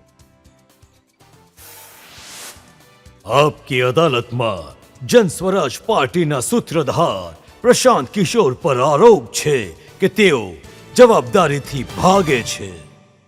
પ્રશાંતજી, આ યાત્રા તમે શરૂ કરી, પાર્ટી તમે બનાવશો, રણનીતિ તમે બનાવશો, લોકોને ચૂંટણી તમે જીતવાડશો, પરંતુ પોતાની ઉપર જવાબદારી નહીં લો. મુખ્યમંત્રી નહીં બનો, પાર્ટીના અધ્યક્ષ નહીં બનો. મુખ્ય કામ શું છે? પાર્ટી બનાવી તો બાય પ્રોડક્ટ છે. સૌથી અઘરું કામ છે ત્યાંના સમાજને જગાડવું, સમજાવવું, તૈયાર કરવું કે એક નવી વ્યવસ્થાથી તમારું જીવન સુધરી શકે છે. એ જવાબદારી તો મેં મારા ખભે લઈ લીધી છે. પાર્ટી બનવા પહેલા અને પાર્ટી બન્યા પછી પણ ગામડે ગામડે લોકોમાં જાતિ, ધર્મ, મુર્ગા ભાગથી ઉપર ઉઠીને વોટ કરવાની, જે સમજાવવાની જે જવાબદારી છે પ્રશાંત કિશોરની જવાબદારી છે. જો લોકો આ રીતે આધાર પર વોટ કરશે તો ઘણા સક્ષમ લોકો ચૂંટી આવશે. અને હું એવું નથી માનતો કે પ્રશાંત કિશોર બિહારના એકમાત્ર સક્ષમ વ્યક્તિ છે. બિહારના ગામે ગામ મારા કરતાં વધારે સક્ષમ અને સમજદાર લોકો છે. ફક્ત જરૂરિયાત એટલી છે કે તેમને એકત્ર કરવામાં આવે. એ માટે હું દળનો નેતા નથી. તમે પૂછ્યું કે દળમાં પદ શું છે? દળમાં પદ મારા સૂત્રધારનું હોવાનું છે. હું તમને મેં તમારી આખી વેબસાઇટની તપાસ કરી. કોણ છે પ્રશાંત કિશોર, પાર્ટીમાં શું છે, શું પોઝિશન છે, શું એમની એકાઉન્ટેબિલિટી છે, શું રિસ્પોન્સિબિલિટી છે, પણ કંઈ ના મળ્યું. પાર્ટી નથી ને. પાર્ટી જ્યારે 2 તારીખે બનશે તો એમાં દેખાશે કે કોની શું શું જવાબદારી રહેશે. હું મારી જવાબદારી તમને પહેલેથી બતાવી રહ્યો છું કે હું એવું નહીં હોય કે હું 2 તારીખ પછી અલગ થઈ જઈશ. 2 તારીખ પછી પણ આ અભિયાનના મુખ્ય સૂત્રધારની જો જવાબદારી આ માની લો કે ચૂંટણી જીત્યા, સરકાર બની, અને જો એ સરકારને તમે નહીં ચલાવો તો જનતા કોની પાસે જશે? નહીં. જુઓ, આને લઈને અમે પહેલા 2-3 વર્ષ પગપાળા કર્યા. તો મારું પહેલું લક્ષ્ય હતું કે બિહારના સમાજને સમજાવીને એક દળમાં બનાવવામાં આવે. જે દળ કોઈ વ્યક્તિ, કોઈ જાતિ પરિવારનો ન હોય, બિહારના લોકોનો હોય. એમાં સફળતા મળી છે. પહેલી વાર આ દેશના ઇતિહાસમાં હું ગ્રાઉન્ડ રિપોર્ટ કરી રહ્યો છું. 1 કરોડ લોકો સાથે મળીને દળ બનાવી રહ્યા છે. આવું આજ સુધી બન્યું નથી. એટલે કે ભાજપા જેવા મોટા છાતી ઠોકવાવાળા સંગઠન કે દળ કે દાવો કરતાવાળા લોકો બિહારમાં ભાજપાના ઓફિશિયલ 67 લાખ મેમ્બર હોવાનો દાવો કરે છે. હજી અમે દળ બનાવ્યા નથી. દળ બન્યા પછી તમે ભીડને એકત્ર કરો એ અલગ વાત છે. 1 કરોડ લોકો મળીને દળ બનાવી રહ્યા છે. તો આ પહેલું લક્ષ્ય છે. જ્યારે એકવાર લક્ષ્ય ક્લિયર થઈ ગયું તો હવે માર્ચનો અમારો ઘોષિત પ્રોગ્રામ છે કે માર્ચમાં અમે લોકો આખા બિહારમાં આગળના 10 વર્ષના વિકાસના જે અમારું વિઝન છે, અમારો જે પ્રોગ્રામ છે એને પબ્લિકલી જાહેર કરીએ. અને ફક્ત બિહારના વિકાસના એજન્ડાને નહીં જાહેર કરીશું. હું તમને ફરી બતાવી રહ્યો છું ઓન ધ રેકોર્ડ. બિહારમાં 8,500 પંચાયત છે. દરેક પંચાયતની જુદી જુદી આ યોજનાઓ બનાવીને માર્ચમાં આ જાહેર કરીશું કે આ પંચાયતમાં શું કરવાથી બાળકોના ભણતરની વ્યવસ્થા થશે, આ પંચાયતમાં શું કરવાથી 800 થી 900 નવા રોજગાર તકો ઊભી થઈ જશે, આ પંચાયતમાં શું કરવા તે ખેતી કિસાનની કરવાવાળા લોકોની ખાવાવાળા ખેતીથી જુદી કમાવાવાળી ખેતી તરફ જશે. આ વાત દરેક પંચાયતની બનાવીને જાહેર કરીશું. મારો અત્યારે ફોકસ શું છે? ઓક્ટોબર સુધી સૌથી સારા લોકોની દળ બની જાય અને ઓક્ટોબરથી લઈને માર્ચ સુધી જ્યારે હું લોકોની સાથે હવે ફરી રહ્યો છું તો આ એજન્ડા છે વિકાસનો એ કાર્યક્રમ આખો બનાવવામાં જે આવે. માર્ચ પછી લોકો સાથે બેસશે, સાથે ચૂંટણી લડશે. જો લોકો ચૂંટણી આવશે તે બનશે. જ્યારે આટલા સક્ષમ લોકો સાથે મળીને દળ બનાવી રહ્યા છે, આટલા સક્ષમ લોકો આવીને આવતા 10 જો વર્ષનું સાથે મળીને દળ બનાવી રહ્યા બિહારની છે. જનતા તો તમારો ચહેરો જોઈ રહ્યા છે, તમારું વિઝન જોઈ રહ્યા છે, તમારો પ્રોગ્રામ જોઈ રહ્યા છે, તમારો બેકગ્રાઉન્ડ જોઈ રહ્યા છે. હવે કોઈ બીજાને બનાવી દેશો તો નહીં. કેવી રીતે એક્સેપ્ટ કરશે? બિલકુલ બિહારની જનતાને મને જોઈ રહી છે અને મારું આશ્વાસન પણ છે કે હું જ્યાં સુધી છું આ આખા અભિયાનમાં, આની ઈમાનદારીમાં, આની શુદ્ધતામાં ઓછો પણ નહીં આવવા દઈશ. હું એમના એ વાતનો ગેરેન્ટર છું કે કોઈ પણ ખોટો માણસ આમાં નહીં આવી શકે. જે વાત અમે પબ્લિકલી કહી રહ્યા છીએ એના પર અમે કાયમ રહીશું. જો એમાં કોઈ ભૂલ થશે તો બિહારની જનતા મારું ગળું પકડી લે. પણ એના માટે જરૂર નથી કે હું વિધાયક બની જાઉં, મંત્રી બની જાઉં. જો રજતજી તમે આટલા લાંબા સમયથી પત્રકારિતા કરી રહ્યા છો, તમને જો વિધાયક સાંસદ બનવું હોત તો દેશમાં આવું કયું દળ છે જે તમને સાંસદ નહીં બનવા દે, રાજ્યસભામાં મોકો ન મળે? કોઈ પણ મોકલી દેશે. નહીં, આમાં સાંસદની વાત નથી, એમએલએની વાત નથી. બિહારને એક એવા મુખ્યમંત્રી જોઈએ જેની પાસે એક દ્રષ્ટિકોણ હોય. મને લાગે છે કે 243 લોકો જો ચૂંટણી લડશે એમાં વધારે પડતા લોકોમાં, એમાં ઘણા લોકોમાં તમને સક્ષમતા દેખાશે. ઘણા સારા લોકોને હું લઈને આવી રહ્યો છું, તમે જોશો. એવા લોકોને લઈને હવે આવીશ અમુક કે- લોકો કહે છે કે પોતાનું નામ એ માટે આગળ નથી કરવા ઈચ્છતા કેમ કે એ બ્રાહ્મણ છે, નહીં, પાંડેજી નહીં. છે, તો લોકો આ- એમને વોટ નહીં આપે. જો આ લોકોનો ભ્રમ છે ભાઈ. જો હું બ્રાહ્મણ છું, દરેક વ્યક્તિ જે જન્મ્યો છે દેશમાં કોઈ ને કોઈ જાતિનો તો છે જ. મારું તો કોઈ જાતિઓમાં વિશ્વાસ નથી, પણ મારું નામ છે પ્રશાંત કિશોર. હવે આરજેડી જેવા લોકોએ જે જીવનમાં નહીં જાતિને આગળ કંઈ જાણે છે ને કંઈ પાછળ કંઈ જાણે છે તો કહે છે કે આમનું નામ છે પ્રશાંત કિશોર પાંડે. અરે ભાઈ, મારા પપ્પાનું નામ છે ડોક્ટર શ્રીકાંત પાંડે, મારું નામ છે પ્રશાંત કિશોર પાંડે. એ માટે કરે છે કેમ કે પોતાના સમાજમાં એ મેસેજ આપે કે જે ગરીબ છે, જે પછાત છે, એને કહે કે આ સવર્ણ છે. મેં ખુલ્લા દિલથી કહ્યું છે કે ભાઈ આ બતાવી દો કે નીતિશ કુમાર જે મુખ્યમંત્રી છે એ પણ કોઈ જાતિના છે.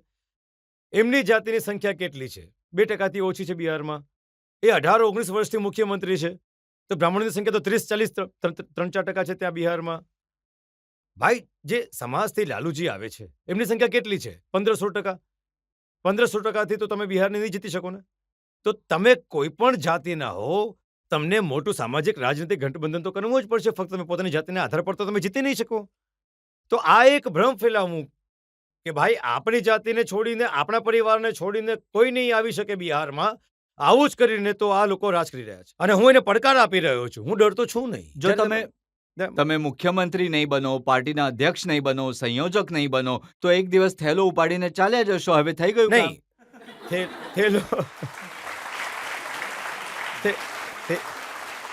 થેલો ઉચકીને જતા રહેવાનો ઠેકો તો દેશના પ્રધાનમંત્રીએ લઈ રાખ્યો છે. હું તો એમના ડોમેનમાં નહીં ઘૂસી શકું. હું બિહારમાં આગળના 10 વર્ષ મારા જીવનના પૂરા સંપૂર્ણ રીતે સમર્પિત છું. જ્યાં સુધી બિહારના દેશના 10 અગ્રણી રાજ્યોમાં સમાવેશ ન થઈ જાય ત્યાં સુધી તમે મને બિહારની બહાર કોઈ પણ જવાબદારીમાં નહીં જોશો. હું બિહારમાં જ છું, બિહારમાં જ મરવાનું, કપવાનું છું. 10 વર્ષ હું મારું જીવન 10 વર્ષની ફ્રેમમાં જીવું છું. 10 વર્ષ હું સંયુક્ત રાષ્ટ્ર સાથે હતો, ત્યાં સારો એવો હતો, બધું છોડી દીધું.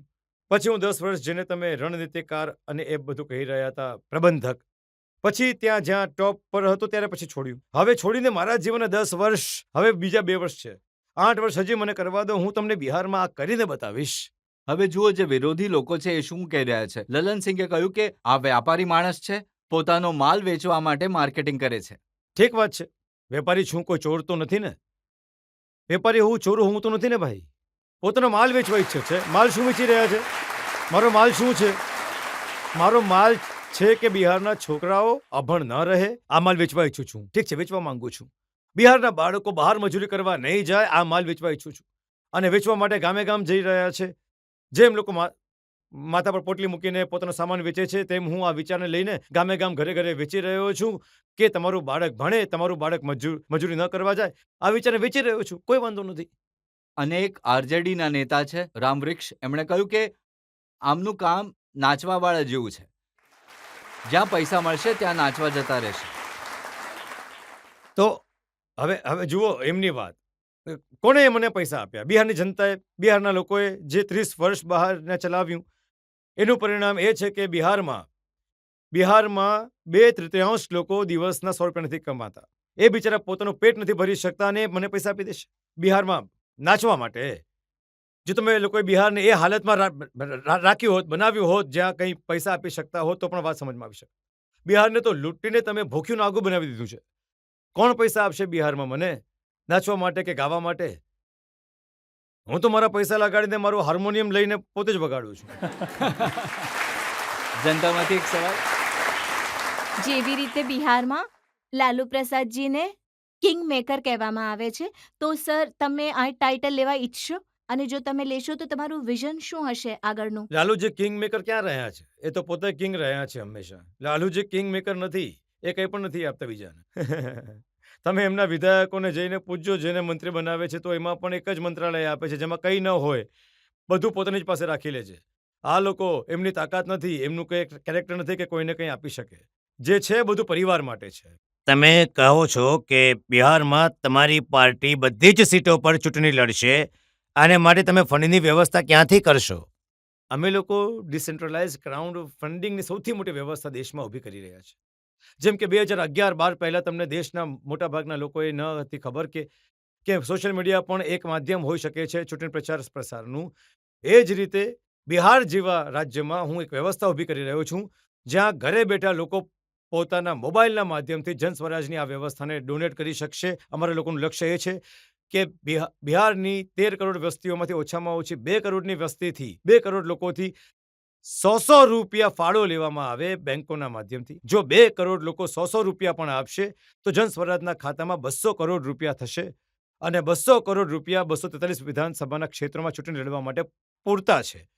હવે તમે કહેશો કે પહેલા કેમ નથી કર્યું? પહેલાથી એટલા માટે નથી થયું કેમ કે પૈસા આપવાની વ્યવસ્થા નથી બનેલી કે કઈ રીતે આપી શકાય છે. પ્લસ લોકોમાં જાગૃતતા નથી. લોકોએ તો સમજે છે કે નેતા પહેલાથી જ લૂંટીને બેઠેલા છે, આને પૈસા કેમ આપીએ? પણ જો તમે ધ્યાનથી સમજશો તો બિહાર ભલે ગમે તેટલું ગરીબ હોય, 2 કરોડ લોકો તો એવા જરૂર છે જે 100 રૂપિયા આપી શકે.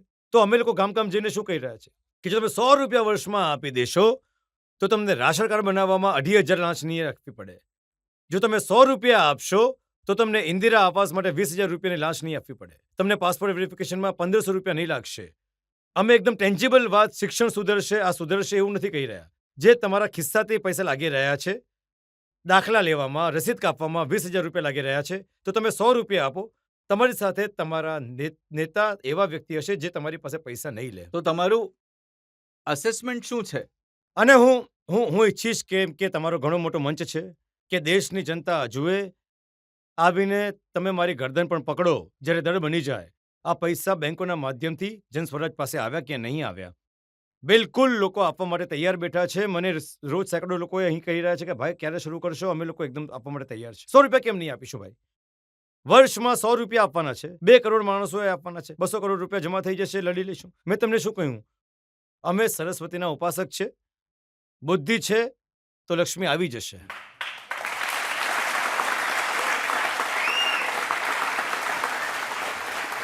તમે આટલી સરસ વાત કહી દીધી, મને લાગે છે કે અહીંયા એક બ્રેક પણ લઈ લેવો જોઈએ અને બ્રેક બાદ સાંભળીશું આપકી અદાલતમાં આજના જજ તવલીન સિંહનો નિર્ણય આજના કેસ પર.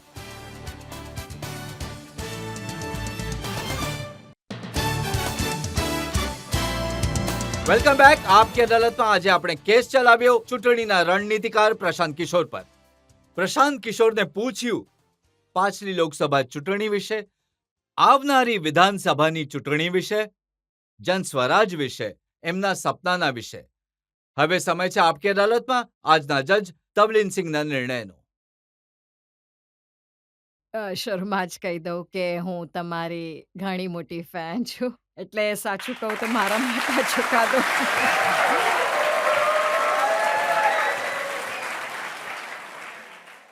પણ એક ફરિયાદ છે તમારાથી. વકીલ સાહેબે જે તમને જવાબદારીથી ભાગવાવાળી વાત કરી એની સાથે હું સહમત છું. તમે જ્યાં સુધી મુખ્યમંત્રી નહીં બનશો બિહારના, ત્યાં સુધી કોઈ પરિવર્તન નથી થવાનું. તમારી પાર્ટી જેટલી પણ મોટી થઈ જાય.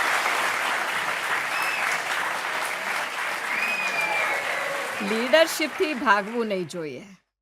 એક સલાહ મારા તરફથી હજી છે કે હવે જે તમે ઉતરી આવ્યા છો રાજનીતિમાં, તો મીરના શબ્દોમાં આ પણ યાદ રાખો, ले सांस भी आहिस्ता के नाजुक है बहुत काम आफाक की इस कारगहे शीशागरी का।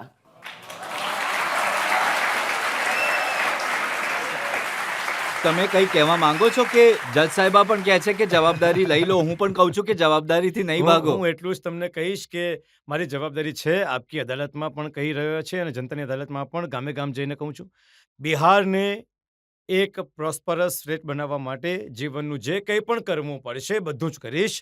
મારા જીવનમાં હવે એક ધ્યેય બચ્યો છે. આગલા 10 વર્ષમાં બિહારને બદલવું છે.